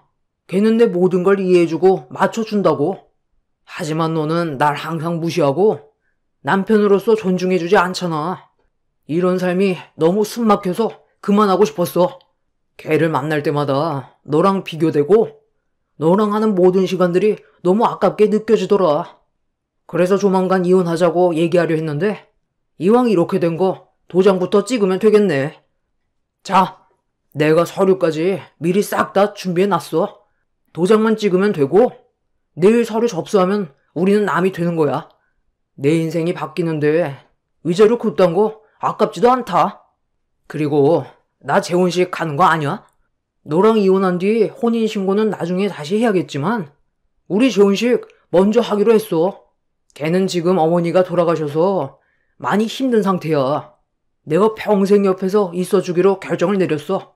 거기에다가 직업이 의사인데 너랑 비교가 되겠냐? 우리 부모님도 벌써 이 사실 다 알고 계셔. 진짜 너 이렇게까지 쓰레기였냐? 나는 그래도 너를 믿고 지금까지 봐줬는데 뒤에서 호박씨를 까고 있어? 내가 순순히 이혼해 줄 것 같아? 이런 기분으로 절대 안 해주지. 네가 원하는 대로 절대로 이루어지지 않을 거니까 나랑 이혼 원하면 소송을 하던지 알아서 해. 이깟 이혼 서류 찢어버리면 그만이야. 너희 두 연놈들이 내 앞에 와서 무릎 꿇고 손이 발이 되도록 빌어도 이혼 절대 안 해줄 거고 그년한테도 똑똑히 전해. 내 눈앞에 띄는 순간 머리채 전부 다 뽑힐 줄 알라고. 저는 남편의 뺨에 손을 올린 뒤에 당장 나가라고 집에 있던 물건들을 전부 다 밖으로 집어 던져버렸어요. 남편이 소중하게 생각하는 물건들이며 옷들 싹 다 밖으로 던져버렸습니다. 가진 것도 별로 없는 놈 데려와서 먹여주고 재워줬더니 감사한 줄 모르고 바람이나 피는 남편 놈을 용서할 수가 없었습니다. 집도 제가 식당 일해서 힘들게 모은 돈으로 마련한 거라 남편은 집만 가지고 들어와 살았거든요. 남편은 제가 정신 나간 여자처럼 난리를 치자 당황했는지 도망을 쳤는데 몇 시간 뒤 남편이 시모를 앞세워 다시 집으로 돌아왔습니다. 현관문 비밀번호까지 싹 다 바꿔버려서 문이 열리지가 않자 시모는 대화 좀 하자면서 쉬지 않고 문을 두드렸습니다. 너무 시끄럽게 행동을 해서 어쩔 수 없이 문을 열어줬는데 시모가 저에게 삿대질을 하면서 얼굴을 붉혔습니다. 너, 내 아들과 이혼을 안 해주겠다고 했니? 우리 아들이 의사 며느리를 데리고 오겠다는데 아주 초를 치네. 이혼을 빨리 해줘야 재혼식을 올린 뒤 어느 정도 시간이 지나고 혼인신고까지 할 거 아니야? 걔가 혹시 마음이 바뀌기라도 해서 재혼을 안 하겠다고 하면 우리가 얼마나 큰 손해를 보는지 알아? 의사인 그년이 뭐가 부족해서 저런 놈이랑 살겠어요. 의사 타이틀만 보고 그냥 달려드는 것 같은데 급하면 체하기 마련인 거 몰라요? 어차피 저도 당신 아들이랑 살고 싶은 마음 조금도 없고 더 이상 얼굴 보고 싶지도 않은데 그냥 이혼해주면 제가 너무 억울하잖아요. 괴롭힐 때까진 최대한 괴롭혀주고 떠나야 제 속이 후련하죠. 소송으로 가도 끌 수 있는 만큼 끌고 갈 테니까 가볼 때까지 한번 가보자고요. 더 이상 꼴도 보기 싫으니까 그만 나가세요. 시모는 제가 뜻대로 이혼을 안 해줄 것 같자 의사 며느리를 놓치게 될까봐 불안했는지 얼굴을 붉히면서 저에게 막말을 퍼부어대길래 저도 시모의 말을 받아치면서 쉬지 않고 불만을 털어놓았습니다. 제가 조금도 지려하지 않고 오히려 더 강하게 나오자 시모의 손이 움찔거리기 시작하길래 서둘러 밖으로 내쫓아 버렸습니다. 당장이라도 제 머리채를 잡아버릴 것 같았지만 그렇게 되면 법적으로 문제가 더 커지게 될 거라는 걸 알곤 최대한 감정을 억누르고 있었습니다. 결국 아무것도 얻지 못하고 돌아간 두 모자는 밖에 널브러져 있던 물건들 중에서 필요한 것만 챙기고 돌아갔습니다. 그렇게 며칠의 시간이 지난 뒤 주말에 집에 있던 남편의 물건을 전부 다 싹 다 정리해서 밖으로 버려버린 뒤 다시 집으로 들어가려고 문을 열었는데 그 순간 뒤에서 시모가 저를 밀친 뒤 집 안으로 같이 들어왔어요. 제가 뭐 하는 짓이냐고 화를 내자 시모는 말보다 손이 먼저 올라가더니 제 머리채를 잡아 사정없이 흔들었고 저도 이에 질세라 시모의 머리채를 좌우 앞뒤로 흔들어 버렸습니다. 그렇게 몸싸움이 격해지면서 서로 뒤엉켜 있었는데 시모가 저를 욕실 안으로 강하게 밀쳐버렸어요. 여기 서류에 당장 도장 찍어라. 무식한 게 힘은 또 왜 이렇게 세? 네가 피해본 거에 대해선 위자료 챙겨줄 테니까 도장 찍고 그냥 깔끔하게 끝내. 소송까지 가서 사람 피곤하게 하지 말라는 거야. 오늘이 무슨 날인지 아니? 내 아들 재혼식 날이야. 앞으로 1시간 뒤면 내 아들과 새 며느리를 드리는 날인데 이혼 서류에 도장 찍은 건 가져가야 새 며느리가 안심을 할 거 아니야. 나는 내 아들을 위해서라면 지금보다 더 더러운 짓도 할 수 있으니까 괜히 불이익 당하고 싶지 않으면 좋게 말할 때 도장 찍어라. 너 때문에 머리도 다시 만져야 되잖아. 힘들게 만든 머리인데 좋게 마무리 지으면 얼마나 좋아? 내 아들과 영상통화해 줄 테니까 확실하게 대답해라. 그렇지 않으면 오늘 내가 너를 절대로 가만두지 않을 거니 판단 잘하는 게 좋을 거야. 여보세요? 엄마다. 엄마 보이니? 자, 봐봐. 엄마가 이혼 서류 가지고 왔거든. 재혼식 전에 도장 찍게 만들고 갈 거니까 우리 새며느리 잘 좀 챙겨주고 있어라. 엄마가 너를 위해 별짓을 다 하고 있다. 대신 의사 며느리 얻을 수 있잖아요. 엄마가 고생 좀 해주세요. 힘든 시간은 금방 지나갈 거고 앞으로 좋은 일만 있을 거예요. 엄마도 이제 목에 힘주고 다녀야죠. 우리 엄마 말대로 대충 도장 찍고 끝내라. 그러니까 처음부터 순순히 따를 것이지. 욕실 안에서 그게 뭐냐? 아, 잠깐만요. 식장 관계자가 불러서 다녀와야 할 것 같으니까 끊지 말고 기다려봐요. 남편은 영상통화가 연결이 된 채 갑자기 자리를 비웠어요. 시모는 저에게 서둘러 도장을 찍으라고 재촉을 했고 저는 시모의 말에 답을 하지 않았어요. 제가 조금도 반응을 보이지 않자 원하는 대로 해결이 되지 않아 화가 났는지 핸드폰을 세워놓곤 저에게 또다시 달려들길래 저 또한 지지 않고 난리를 쳤는데 갑자기 시모 핸드폰에서 비명소리가 들렸고 식장 안에 있던 사람들의 얼굴이 시모와 저를 바라보고 있었습니다. 식장에 있던 한 아이가 웃으면서 영상통화로 연결이 되어 있는 핸드폰을 발견해 가지고 돌아다니다가 사람들이 시모가 저에게 막대하는 모습을 보게 된 거였어요. 뒤늦게 온 남편이 다시 핸드폰을 아이에게서 뺏었는지 바로 전화 연결이 끊겼는데 이미 저와 시모와 몸싸움을 벌이는 게 전부 식장에 생중계된 상황이었죠. 시모는 저에게 화를 내면서 서둘러 도장을 찍었으면 이런 일도 생기지 않았을 거라고 온갖 짜증을 내며 집안에 물건을 던진 뒤 급하게 집 밖으로 뛰쳐나가길래 이번엔 제가 시모의 뒤를 따랐어요. 두 연놈들을 가만두지 않으려고 택시를 탄 시모의 뒤를 쫓았고 그렇게 도착한 식장에서 남편과 시모가 만났는데 주차장에서 목소리만 듣던 블랙박스의 상간녀가 모습을 드러냈습니다. 시모는 식장 안으로 들어갔고 저는 상간녀를 가만두지 않으려 달려들려 했는데 그 순간 상간녀가 어떤 한 여자와 대화를 주고받기 시작했어요. 정말 괜찮겠어? 나중에 이 사실을 알게 되면 상당히 골치 아플 텐데 그때 돼서 문제가 더 커지면 어떡해? 그냥 지금 이대로 살면 안 되는 거야? 당연히 안 되지. 내가 배 아파 낳은 자식들을 어떻게 내칠 수가 있겠어? 그 사람한텐 조카들인데 언니 부부가 사고로 죽어서 내가 대신 데리고 살아야 할 것 같다니까? 그렇게 하래. 나만 있으면 된다고 하잖아. 그 사람은 집에서 애들이나 보라고 그래. 아까 너도 영상 봤지? 저 집안 나를 놓칠까봐 지금 눈에 뵈는 게 없다니까? 혼전 임신으로 낳은 내 두 아이들을 키워주기에 딱 알맞은 조건이야. 일단 저 사람도 한번 갔다 온 몸이고 내세울 거 없이 몸만 들어오는 거기 때문에 눈치 보면서 살 거 아니야. 그럼 내가 이용해 먹기 딱 좋지? 솔직히 그 여자 내가 인생 구해준 거나 다름없는 거다. 그리고 걔는 고등학교 때부터 내 뒤만 졸졸 따라다니느라 내 말 한마디면 죽는 신용까지 한다니까. 평생 이용해 먹다가 애들 다 크면 그때 내쳐도 되잖아. 그 집안 사람들 원래 좀 모자라는 경향이 있어. 내가 애들만 없었으면 이런 선택도 안 했지. 두 아이들 아빠가 책임 못 진다고 연락 두절된 상태인데 이렇게라도 아빠 만들어주면 괜찮은 거 아니야? 그리고 저 집안 어머니도 가정부로 쓰기 딱 좋아. 의사 며느리라고 내 한마디면 껌뻑 죽거든. 내가 오죽했으면 저 집안을 선택했겠냐? 우리 애들을 위해서라도 너는 그냥 조용히 지켜만 보고 있어. 상간녀의 입에서 상상도 못할 대반전을 듣게 된 저는 엄청난 충격을 받게 된과 동시에 그냥 집으로 돌아올 수밖에 없었습니다. 남편이 자기 인생을 망치려고 들어갔는데 제가 그 사람의 인생을 구제해줄 필요는 없었거든요. 그래서 그날 이후 위자료 받고 이혼 서류에 도장 찍어줬어요.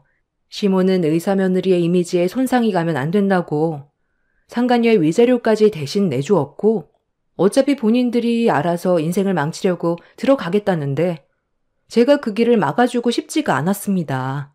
의사 상간녀가 데리고 있던 두 아이들의 친부는 책임을 회피하고 잠적했다는 것도 엄청난 충격이었고 혼전 임신을 해서 낳은 아이들인데 조카라는 말을 믿고 본인들이 돌봐주겠다면서 의사라는 타이틀에 미끼를 덥석 물어버린 그 인간들이 정말 한심했어요.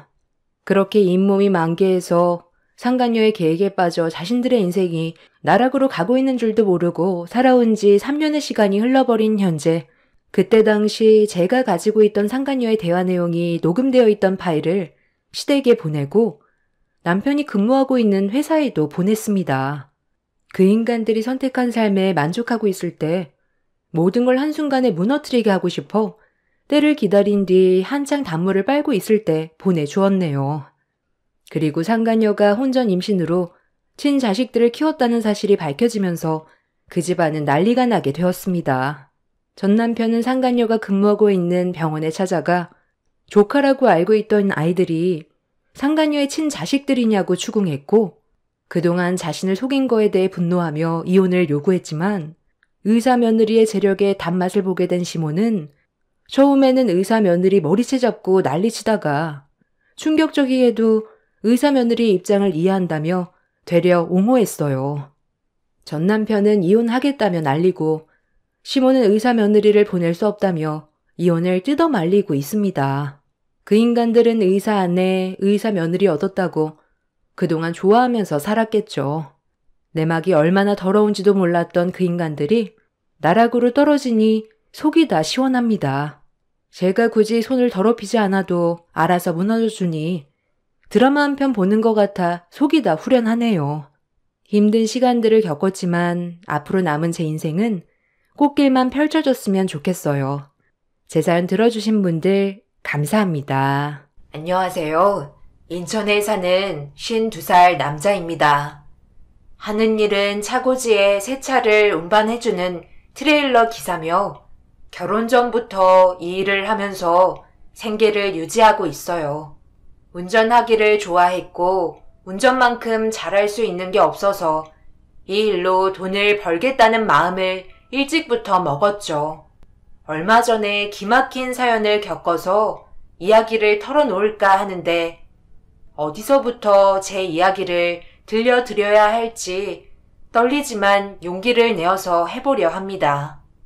어릴 적 어머니가 집을 나가고 아버지와 할머니 손에서 자라왔던 시절이 있었는데 어머니는 아버지의 술버릇 때문에 버티다 못해 나가셨고 한동안 아버지는 어머니를 찾는다면서 외갓집이며 친척집을 전전하며 행패를 부리고 돌아다녔습니다. 하지만 아버지를 피해 꼭꼭 숨은 건지 어머니를 찾을 수 없었고 아버지는 저를 앞장세워 다니시며 더 도끼를 품으셨어요. 그때 기억은 잊고 싶어도 잊을 수가 없었기에 살면서 저를 많이 괴롭혔네요. 친척 형이나 동생들, 누나들은 아버지 옆에 있는 절 불쌍하다는 듯 바라봤고 엄마 없는 아이라는 꼬리표는 자라오는 유년 시절을 불행하게 만드는 단어였습니다. 엄마 없이도 할머니가 엄마 노릇을 해주시면서 아빠가 나가 있어도 그 빈자리는 할아버지가 계셔 주셔서 전 행복했으며 할머니, 할아버지에게 사랑을 많이 받고 자랐어요. 하지만 사람들은 그렇게 봐주지 않더군요. 아무리 난 괜찮아, 정말 괜찮다니까 이러면 괜찮긴 뭘 괜찮냐, 울고 싶으면 울어라, 불쌍하다 등 이렇게 자기들 멋대로 생각하면서 절 걱정해준다는 말은 상처로 돌아온 적이 많았어요. 그런 시선들을 받으며 자라오니 속사정을 숨길 수밖에 없었고 남들 앞에서도 말수가 없어 조용하다는 소리를 많이 들었습니다. 그래서 저에겐 혼자 일하는 트레일러 기사가 제격이었고 남들은 일로 스트레스를 받지만 전 도로 위를 달리는 게 좋았어요. 누가 뭐라고 할 사람도 없고 사계절을 도로 위에서 지내다 보니 마치 대한민국 이곳저곳이 다 고향 같고 일하는 것에 만족을 하며 살았기 때문에 연애를 할 생각도 못하며 지냈죠. 그런데 함께 일하는 동료 형님의 소개로 연애를 할 수 있는 기회가 생겼는데 고향 동생이라며 주말만 쉬는 저에게 만나보라며 약속을 잡아줬습니다. 형님과 함께 여자를 소개받았고 나름 서로에게 좋은 인상을 받았던 터라 연인으로까지 발전하며 특수한 일 때문에 평일은 만나지 못하고 주말만 만나는 일이 많았습니다. 다가오는 주말이 설레면서 짧게만 느껴지는 나날들이었어요. 누군가 저를 기다리고 있다는 생각을 하니 매주가 행복했고 1년 정도 연애를 하면서 지내다 아내에게 결혼을 하자고 했습니다. 아내의 집안 사람들은 별 볼 일 없는 저를 정말 식구처럼 대해주셨는데 저와는 다르게 행복한 가정에서 남부럽지 않게 사랑을 받으며 자란 아내의 모습을 보자 정말 잘해야겠다는 생각을 했어요. 이렇게 귀한 딸을 저에게 주시는 것 자체가 신기했고 장인 장모님을 부모님처럼 생각하며 지내야겠다는 다짐을 했습니다. 드디어 결혼 당일날 식을 올리는데 아버지가 기분이 좋으셨는지 아침부터 술을 드셨고 그게 화근이 되어 한 번뿐인 결혼식은 난장판이 되고 말았네요. 술 좀 더 내와봐. 이렇게 경산날에 술이 없으면 안 되지. 우리 아들이 평생 결혼은 안 할 줄 알았는데. 아버지, 그만하시고 곧식 시작한단 말이에요. 사람들이 보잖아요. 오늘 사장님도 오셨는데 이런 꼴이 뭐예요. 너무 취하셨으니까 신부 대기실에서 한숨 주무세요. 그게 낫겠어요. 아버지, 제발 좀 일어나 보세요. 우리 며느리 어딨냐? 내가 며느리한테 할 말이 있는데, 우리는 시어머니가 없으니까 고부 갈등 그런 건 없을 거야. 그거 하나만으로도 얼마나 좋아? 괘씸한 여자 같으니라고.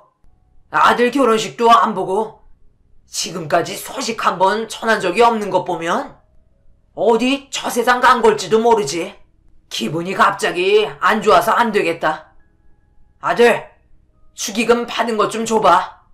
오늘 고향 친구들도 왔는데 내가 거하게 대접해야지. 축의금 내놓으라고. 아버지는 난데없이 축의금을 달라고 행패를 부리셨고 하는 수 없이 신랑 측 축의금에서 봉투 몇 개를 지어드리며 결혼식장에서 내보냈습니다. 식은땀이 등 뒤로 흐르면서 도저히 아버지라 할 수 없는 저분이 제 아버지라는 것이 결혼식 날 많은 사람들에게 밝혀져서 창피하고 아내에게 너무나 미안했어요. 처갓집 식구들에게 죄송하다며 인사를 드리고 아버지가 없는 결혼식을 진행했습니다. 다행히 아버지는 더 이상 결혼식장에 들어오시지 않았고 결혼을 하고 한 달이 지나서야 갑자기 고향에 내려가신다면서 고향 친구들한테 갈 테니 자신은 신경 쓰지 말라며 가끔 주말에 내려오라는 말만 하시고는 그렇게 고향으로 내려가셨어요. 아내가 아버지를 무서워했기 때문에 한편으로는 걱정도 됐지만 아버지가 없는 신혼생활이 얼마나 다행인지 싶었습니다. 아내와 결혼한 지 한 달도 지나지 않아서 아이가 들어서자 당장 혼자 집에 있을 아내가 걱정이 되었어요. 평일에는 집에 없고 주말에만 집에 올 수 있었기 때문에 아내와 상의 끝에 임신 기간 동안은 친정집에 가 있는 방법을 선택했고 저 또한 주말에 처가댁으로 퇴근을 하면서 몇 개월을 함께 지냈습니다. 시끌시끌한 집에서 생활한 적이 없었던 터라 처갓집에서 지내는 몇 주는 적응하기 힘들었는데 매일 밖에서 먹는 밥을 먹다가 따뜻한 장모님의 집밥을 먹으니 처갓집 오는 것이 너무나 행복했습니다. 드디어 출산 날이 다가왔고 아내는 건강하게 아들을 출산했네요. 다시 신혼집으로 돌아와 아내는 홀로 육아를 담당하며 주말마다 집에 오는 반복된 일상이 지겨워질 때쯤 영원히 행복할 것 같았던 결혼 생활은 아들이 9살이 될 때 산산조각 깨졌고 결국 이혼까지 가고 말았습니다. 주말마다 집에 오면 집은 난장판이 되어 있었는데 일을 한다는 핑계로 집안일을 돌보지 않는 날들이 많아졌어요. 아내가 집에서 아들만 봐주면 밖에서 일하는 저는 마음 편히 일만 할 수 있을 텐데 아내가 집안일을 소홀히 하다 보니 항상 나와 있는 게 불안하면서 걱정이 늘 앞섰습니다. 집안일 하는 게 절대로 놀거나 시간 낭비로 보지 않는다고 말해도 아내의 고집을 꺾을 수는 없었고 결국 아들은 집에 혼자 있는 시간이 많아지면서 아내는 일을 나가게 됐어요. 평일에 남편도 없고 아들만 보며 지내는 시간들이 힘들 거라는 건 너무나 잘 알고 있었기 때문에 주말에 집에 오면 온종일 가족들과 시간을 보냈습니다. 하지만 아내는 어느 순간 실증을 냈고 뭔가 자신도 할 수 있는 일을 찾아야겠다며 밖으로 나가면서 일에 매진하게 됐네요.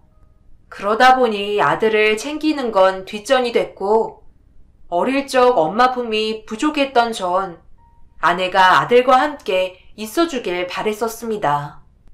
결국 잦은 부부 싸움으로 인해 부부 사이는 점점 좋지 않았고 아들이 아프고 난 후 결국 이혼을 결심하고 말았네요. 어느 날 아들이 갑자기 배를 움켜잡으며 쓰러지면서 지방에 있던 전 아내의 전화를 받고 인천으로 달려왔습니다. 아들은 갑자기 수혈을 해야 하는 상황이 오면서 아내와 제가 수혈을 하려 했지만 혈액형이 달라 수혈을 못하고 시간이 지체되고 말았어요. 다행히 아들의 수술은 무사히 끝났지만 저에게 의문점이 하나 생기기 시작하면서 결국 아들과 저의 유전자 검사를 하게 됐어요. 이렇게 의심이 들었던 적은 결혼 생활 9년 동안 많았지만 아들이 병원에 실려가게 되자 의심은 더욱 확신이 됐었고 그 이유는 처갓집도 그렇고 만나는 주변 사람들도 아들하고 저랑 닮은 구석을 못 찾겠다고 장난 반 농담 반 했었으며 그런 이야기를 들을 때마다 대수롭지 않게 넘어갔었어요. 그러다 병원에서 수혈을 해야 할 상황이 오면서 뭔지 모르겠지만 침대에 누워있는 아들이 내 아들이 아닐 수도 있겠다는 생각이 문득 들어 확인하기 위해 행동으로 옮겼습니다. 결과를 문자로 받기로 하고 일을 하는데 예상은 했었지만 그 예상이 틀리길 바랬었고 결과를 기다렸어요. 검사 결과 유전자는 불일치로 떴고 갑자기 모든 게 막막하기만 했습니다. 이 일을 어떻게 해야 할지 몰라 난감하면서 아내보다는 장모님과 장인어른에게 먼저 알려야겠다는 생각을 하고 주말에 집으로 가지 않고 처갓집으로 향했어요. 아무것도 모르고 계시는 장모님과 장인어른은 저에게 따뜻하게 밥을 내주시며 저녁을 어떻게 먹은지도 모르게 먹고 나서 장모님과 장인어른에게 핸드폰을 내밀었습니다. 하지만 의외로 담담하신 두 분을 보고 기겁을 하고 말았네요. 두 분 입에서 나오는 이야기는 충격적이었고 결국 처갓집을 뛰쳐나오게 됐습니다. 지난번에 주원이가 아파서 응급실에 갔었잖아요. 그때 의사가 급하게 수술부터 해야 한다고 하더라고요. 그냥 어떻게 살아볼까 했는데 주원이가 저랑 닮은 구석이 하나도 없잖아요. 남들도 하는 소리가 다 똑같고 그래서 이러면 안 되지만 수술하고 나서 주원이 머리카락 들고 유전자 검사를 해봤는데 이런 결과가 나왔어요. 아버님, 어떻게 생각하세요? 주원이가 제 아들이 아니라는데 무슨 말씀이라도 해주셔야죠. 왜 다들 놀라시지도 않고 꿀먹은 벙어리가 되신 거예요? 혹시 이 사실 저만 모르고 있었던 건가요? 장모님, 왜 고개만 숙이고 계시고 저를 못 보시냐고요? 아내도 알고 있어요? 두 분 다 알고 계셨던 거죠? 주원이가 제 아들이 아니라는 거요. 근데 그걸 알고도 9년 동안 속이신 겁니까? 주원이는 알고 있어요. 말씀 좀 해보시라고요. 미안하게 됐네. 우리도 처음에는 몰랐어. 그런데 주원이가 8살 때쯤 일 바쁘고 하면서 자주 집에 없을 때 지연이가 울면서 전화가 왔네. 자네랑 이혼하고 싶다고 그러면서 주원이가 자네 아들 아니라고 말하는 거야. 우리도 얼마나 놀랐는지. 지연이가 자네랑 결혼하기 전에 만났던 사람이 있는데 군인이었나 보네. 군인이 책임질 수 없다니까 지연이가 겁이 났는지 어느 날 자네와 결혼하겠다고 우리 앞에 소개해주는데 우리는 자네가 성실하고 믿음직스러우니까 결혼하라고 한 거고 지연이 뱃속에 아이가 있는지 꿈에도 몰랐어. 그게 말이 돼요? 저랑 지연이랑 1년을 넘게 사귀었어요. 그럼 지연이가 저 몰래 양다리였다는 겁니까? 더 이상 지연이랑 못 삽니다. 이혼하겠습니다. 앞으로 주원이 얼굴 보는 것도 힘들 것 같고 지연이도 이미 저와 살고 싶은 마음이 없는 것 같아요. 집에 있는 시간보다 나가 있는 시간이 더 길고 이제 너무 지쳤습니다. 자네 아내한테 면목 없지만 주원이 우리가 못 키우네. 어떻게 들릴지는 모르겠지만 여자가 혼자 아이 키우는 게 얼마나 힘든 세상이야. 자네가 이혼하자고 한 마당에 뭐 숨길 것도 없지만 지연이 언젠가는 좋은 사람 만날 수도 있고 아직 젊으니까 여자가 아이 있으면 다시 결혼하는 것도 힘들고 아무튼 우린 주원이 못 키우네. 자네가 못 키운다면 고아원으로 보내야지. 그게 무슨 말이세요? 엄마가 있는데 왜 주원이를 고아원에 보냅니까? 당신들이 그러고도 할머니 할아버지예요? 주원이가 불쌍하지 않으세요? 친손주잖아요. 어떻게 고아원 이야기를 아무렇지 않게 하실 수 있으세요? 제가 그동안 알고 지낸 장인 장모님 맞으세요? 지연이가 그런 선택을 한다고 해도 말리셔야 할 판에 같이 맞장구 치면서 주원이를 못 맡겠다니. 그럼 주원이 제가 키우겠습니다. 대신 주원이 얼굴 앞으로 평생 못 볼 거 각오하세요. 사람이 염치가 있으면 주원이랑 제 앞에 나타나지 않겠죠. 장모님이 아내에게 전해주세요. 당장 짐 싸서 그 집에서 나오라고요. 이혼 서류는 여기로 보내겠습니다. 앞으로 절대 마주치는 일 없었으면 좋겠네요. 너무나 억울하고 미칠 것 같아 더 이상 처갓집에 있을 수 없어 문을 박차고 나왔습니다.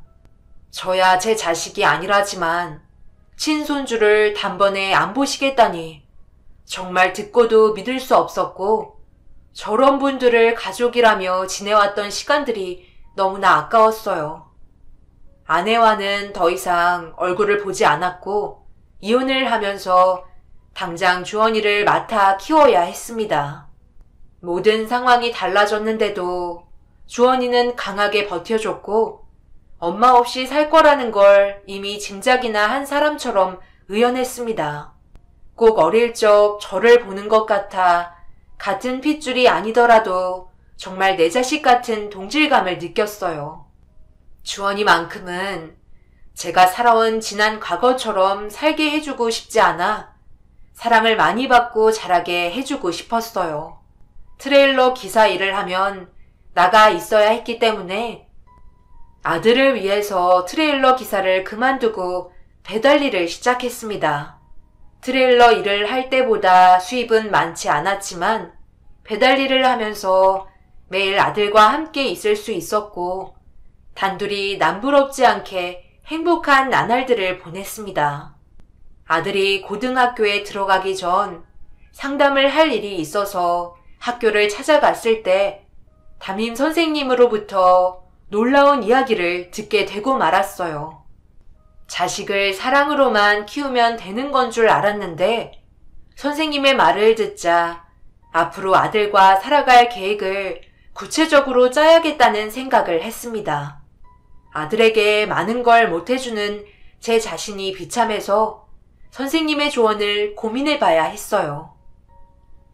진작 선생님을 찾아뵀어야 했는데 이렇게 먼저 전화도 주시고 우리 주원이한테 무슨 문제라도 있을까요? 아버님, 너무 뵙고 싶었습니다. 어떻게 이런 똑 부러지는 아들을 키우셨어요? 주원이한테 이야기 못 들으셨어요? 이번 시험에 전국 5등 안에 우리 주원이가 들었는데 말 안 했나 봐요. 당장 가서 부모님께 자랑해도 모자른데 집에서도 과묵하나 보네요. 학교에서도 착실하고 친구들도 많은데 말수가 없어서 걱정이 되긴 한데 워낙 공부를 잘하니까. 아버님 기쁘시죠? 주원이가 학교에서도 1, 2등 하는 건 알고 계셨죠? 이번에는 전국 5등이라니까요. 공부를 잘하는 건 알고 있었는데 그냥 반에서 10등 안에 든다고 하길래 그런 줄만 알았습니다. 주원이 성격으로는 말 못할 이유도 있을 것 같아요. 저도 아버님과 주원이 상황을 들어서 알고는 있지만 주원이 성적으로는 고등학교는 물론 대학도 문제없이 명문학교로 갈 수 있습니다. 고등학교 때부터 주원이가 좋은 학교로 간다면 어떨까 싶어서 이렇게 아버님을 학교까지 모신 겁니다. 주원이는 상위 1% 학업 성적을 가지고 있어요. 남들처럼 여기서 고등학교 나올 수 있죠.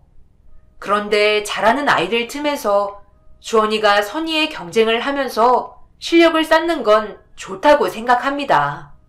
항상 주원이를 보면 친구들 공부 가르쳐주는 모습을 많이 보거든요.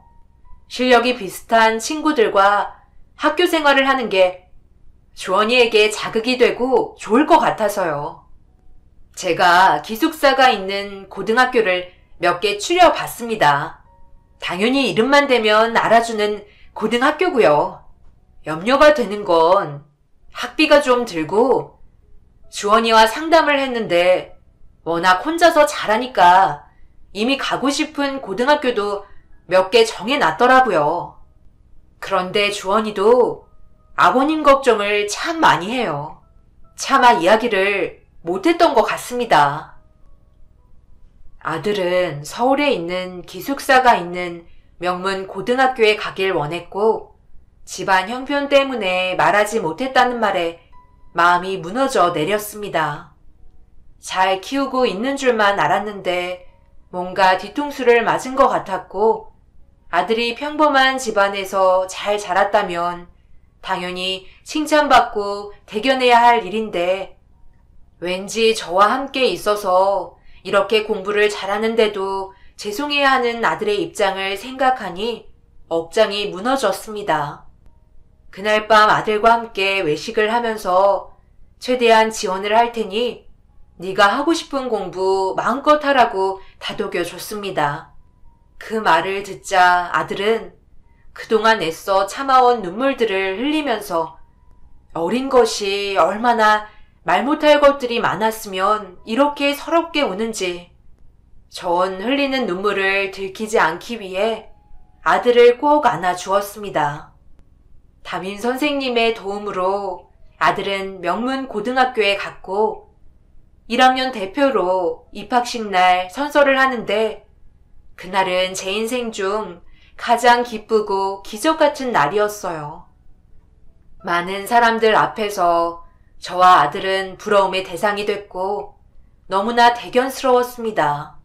그렇게 아들은 명문 고등학교 기숙사에 지내면서 저는 다시 도로 위를 달렸어요.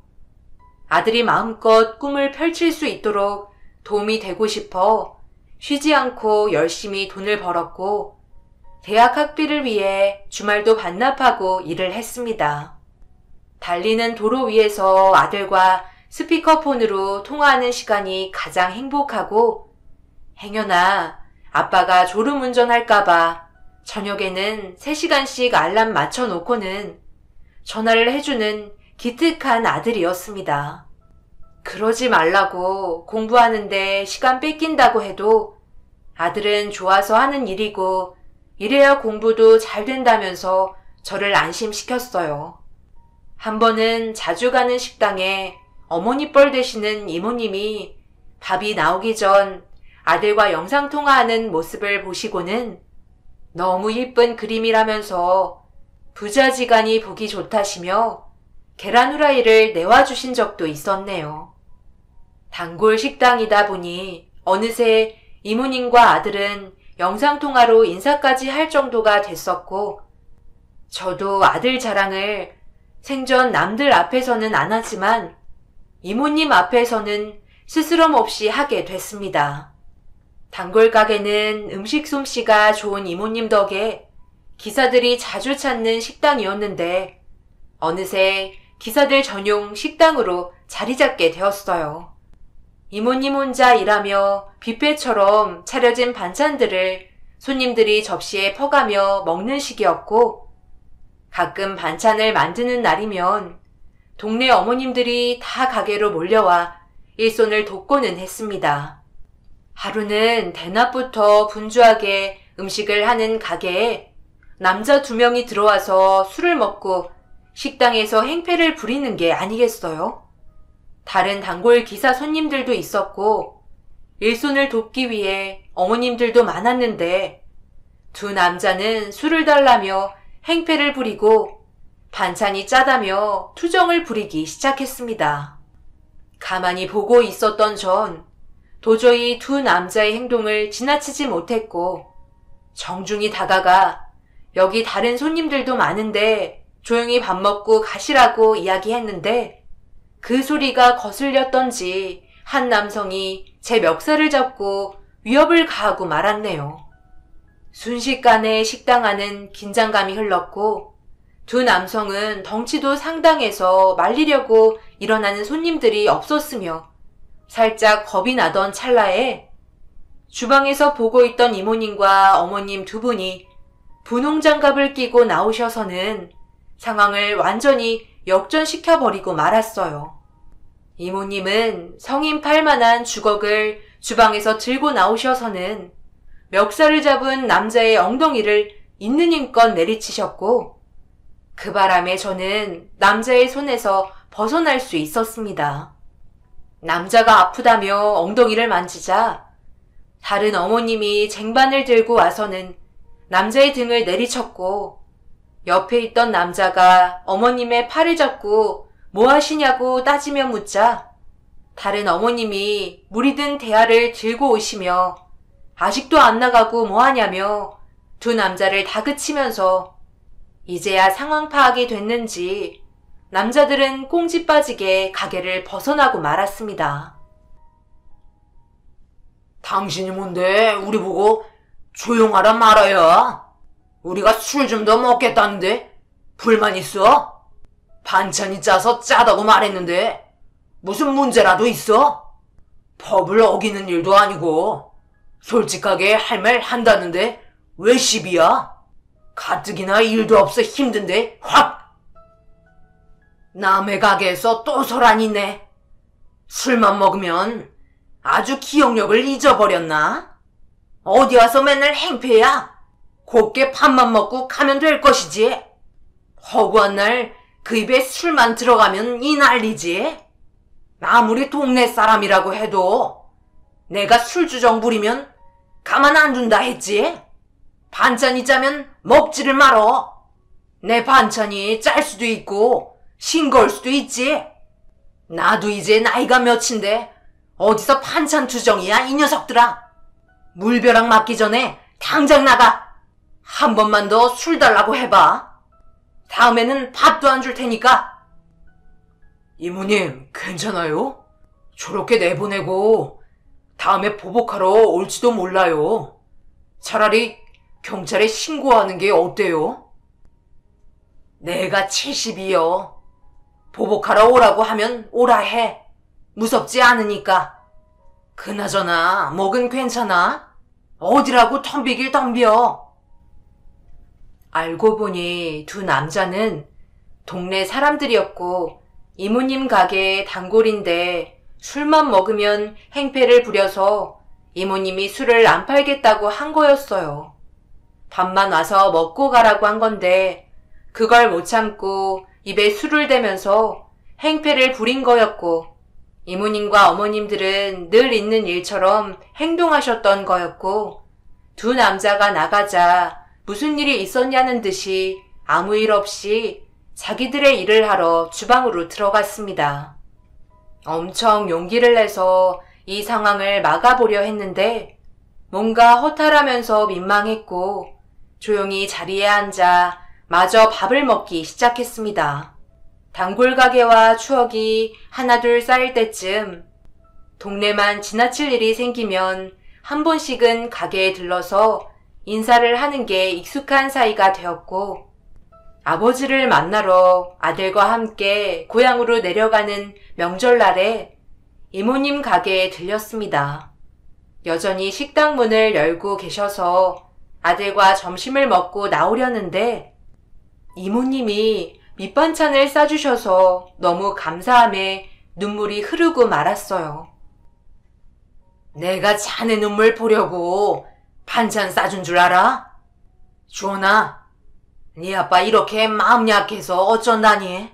나중에 나이 들면 아들이 흉봐. 아빠 눈물 질질 짠다고. 나이 들어서 우는 거 아니야. 그냥 고맙다고 말 한마디 하면 되는걸. 생전 명절에 누가 찾아와 준 적 없었는데 이렇게 찾아와 준 게 고마워서 조금 싼 거니까 아버지랑 가서 먹어. 이모님은 조금 쌌다던 반찬이 양손 가득 들어야 들 수 있을 정도로 양이 많았고 명절날 괜스레 어머니가 생각이 났던 순간이었습니다. 고향에 내려가 아버지를 뵙고 저녁을 차리는데 생전 칭찬 한 번 없으셨던 아버지가 반주를 하시면서 반찬 칭찬을 하셔서 괜히 어깨가 으쓱해지는 밤이었어요. 아들은 할아버지의 칭찬이 듣기 좋았는지 단골가게 이모님에 대해서 이야기하며 명절날 3대의 저녁 시간은 오순도순 웃음이 끊이지 않았습니다. 할아버지, 이 음식들 다 아빠가 한 거 아니에요. 아빠 단골기사 식당에 할머니가 아빠를 예쁘게 봐주셔서 다 싸주신 거예요.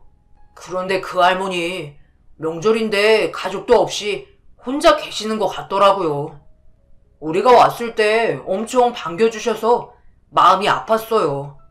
명절날 식당에 손님도 없을 텐데 아빠가 찾아뵙겠다고 전화하니까 싫다고 하시면서 혹시 몰라서 아빠랑 들렸는데 문 열고 기다리고 계시더라니까요. 안 갔으면 진짜 큰일 날 뻔했지. 그렇지 아빠?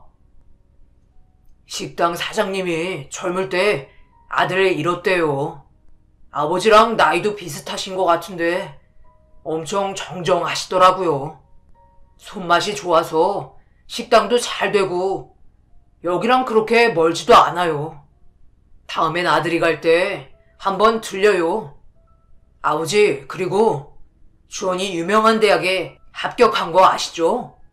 우리나라에서 이름만 대면 모르는 사람 없는 그 대학이요. 이제 경로당 가면 손주 자랑하실 거 있으셔서 좋겠네. 아버지는 좋으시겠어요. 손주가 아들보다 낫죠?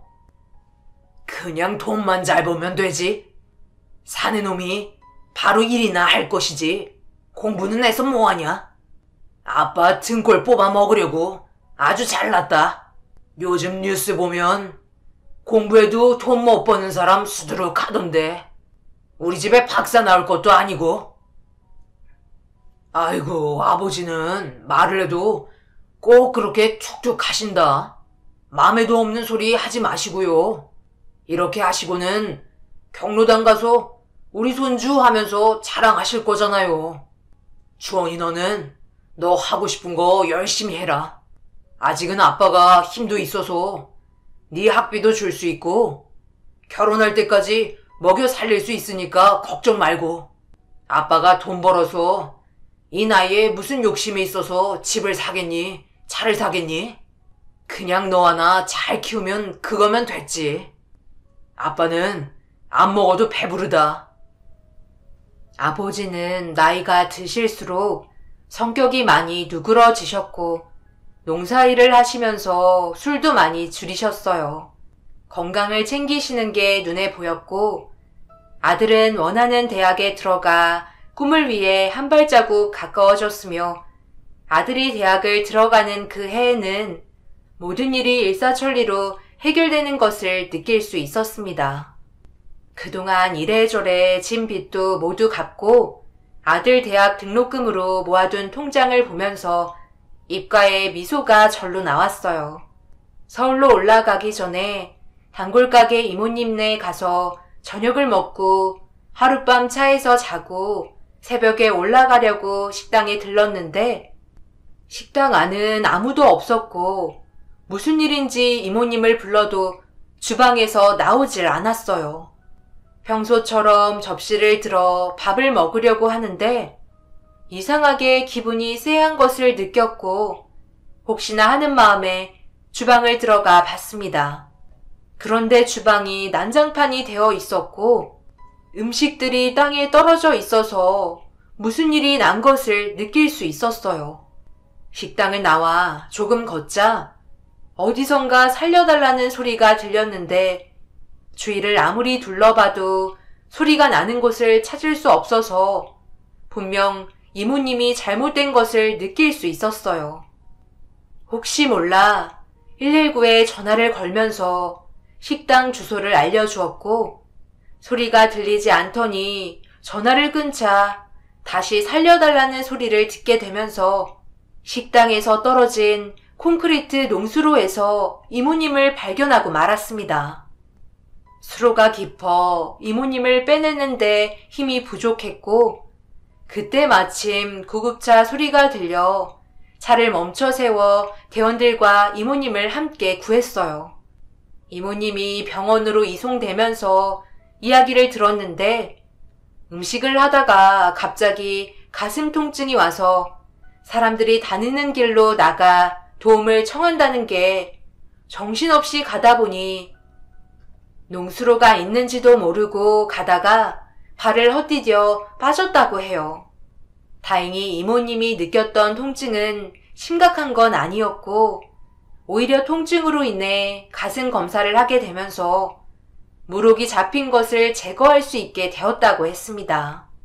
이모님의 입원 수속을 해주고 필요한 물건들을 이것저것 챙기니 하루가 지나서야 차가 있는 곳으로 갈 수 있었고 주차되어 있는 곳을 갔는데 불안하게 운전석 문이 열려 있는 것을 보고 달려갔는데 차는 누가 뒤진 흔적이 있었고 아들 등록금과 전재산이 들어있는 통장이 없어진 것을 알게 됐습니다. 너무나 허탈함에 그 자리에 주저앉아 서러움에 눈물을 흘리고 말았어요. 생전 그렇게 펑펑 운 적은 없었을 정도로 서럽게 울면서 땅을 치며 못난 제 자신을 자책하고 말았네요. 아들 얼굴을 볼 수가 없어서 한동안 주차장을 떠나질 못했습니다. 이런 일이 일어난 줄도 모르고 있을 아들에게 차마 등록금을 잃어버렸다고 말할 수가 없었고 그 순간 도움을 청할 곳은 아버지뿐이어서 아버지에게 전화를 했어요. 이런 사정을 눈물로 이야기했더니 아버지는 자신이 돈이 어딨냐며 왜 미련하게 돈을 잃어버려서 손주 학교도 못 가게 만드냐면서 저를 타박하기 바빴습니다. 당장 이번 주까지 돈을 마련해야 하는데 앞이 캄캄했고 결국 대출을 생각하고 알아보고 있는데 등록금 마감일을 며칠 남겨두고 어느 날 아들에게 전화가 오자 황당한 이야기를 들려주면서 믿을 수 없는 기적들이 펼쳐지고 말았어요. 아빠, 감사합니다. 그런데 왜 이렇게 많이 내셨어요? 당장 등록금만 내면 되는데 학비 전액을 낼 만한 돈이 어디 있다고. 방금 학교 가서 확인서 뜯어보고 나오는 길이에요. 아빠, 나 때문에 우리 집 거덜나는 거 아니죠? 뭐라고? 학비 전액을 냈다고? 무슨 소리야? 그 확인서라는 거 진짜야? 아빠한테 지금 사진 찍어서 보내봐. 아들은 확인서를 문자로 보내왔고 4년 학비를 모두 냈다는 확인서였습니다. 전 낸 적이 없는 학비를 누가 낸 걸까요? 아버지에게 전화를 해봤지만 받지 않으셨고 학교에 전화를 해서 물어봐야 했어요. 학교 측에서는 납부자 이름이 아버지 이름으로 되어 있다고 말해줘서 이렇게 큰 돈이 어디서 났는지 당장 아버지가 있는 고향으로 달려갔습니다. 고향집에는 손님이 와 있는지 집 앞에 택시가 있었고 황급히 집을 들어갔는데 제 앞에 펼쳐진 상황을 보자마자 마당에 주저앉고 말았습니다. 도저히 일어날 수 없는 기적이라는 게 제 눈앞에 또 한 번 펼쳐진 거였어요. 아버지, 돈이 어디서 나서 주원이 학비를 다 낸 거예요. 저한테는 그럴 돈 없으시다면서요. 도대체 이게 무슨 상황인지 설명을 해주셔야죠. 그리고 왜 이모님이 여기 계시는지 혹시 두 분 아시는 사이세요? 인사해라. 네 엄마잖아. 넌 자식이 돼서 엄마 얼굴도 까먹어서 어떻게 하냐? 그러고도 자식이야? 그렇게 드나들면서 눈치 한 번을 못 채고 남남으로 살았으니 난 딱 네 엄마 음식 솜씨 보고 알았는데 명절날 가져온 반찬들 먹어보니까 네 엄마 음식이었어. 나이도 비슷하다고 하고 집 나가고 어디서 식당이나 하면서 살고 있을 줄 알았는데 진짜 식당을 하고 있을 줄이야. 네 엄마가 음식 하나는 잘했다. 그래서 내가 그거 하나 마음에 들었는데 주원이한테 너 몰래 식당 주소 받아서 한번 간 적이 있어. 딱 네 엄마더라. 나보더니 얼마나 놀라던지. 퇴원해서 곧장 우리 집으로 온 거야. 근데 네 소식 듣고 그래도 어미라고 할미 노릇 한다는데 누가 말려? 아예 1년치 말고 4년치 학비 다 내라고 내가 꼬셨다. 애비 하나 잘 둔 거 아니냐? 도저히 믿을 수 없는 사실들을 알게 되자 일을 하면서도 헛웃음이 나왔고 마냥 바보처럼 실실 쪼개는 게 일상이 되면서 꿈인지 생시인지 몸이 둥둥 떠다니는 것 같았어요. 올해 주원이는 대학 2학년이 됐고 어머니는 아버지와 합치셔서 같이 기사식당을 하시고 계십니다. 저는 다시 트레일러 기사를 하며 도로 위를 달리고 있지만 주말마다 어머니 식당으로 가서 따뜻한 밥을 공짜로 먹고 있어요. 생각해보면 아들이 제 곁에 있는 것도 기적이고 음식 솜씨로 집 나간 어머니를 찾아낸 아버지의 입맛도 기적이고 모든 게 기적이 아닌 게 없더군요. 앞으로 어떤 사소하고 놀라운 기적이 제 앞에 펼쳐질지 사는 게 즐겁습니다. 제 글을 들어주신 여러분들도 항상 긍정적으로 사시길 바랍니다. 그렇게 마음먹으니 사는 게 즐겁더군요. 감사합니다.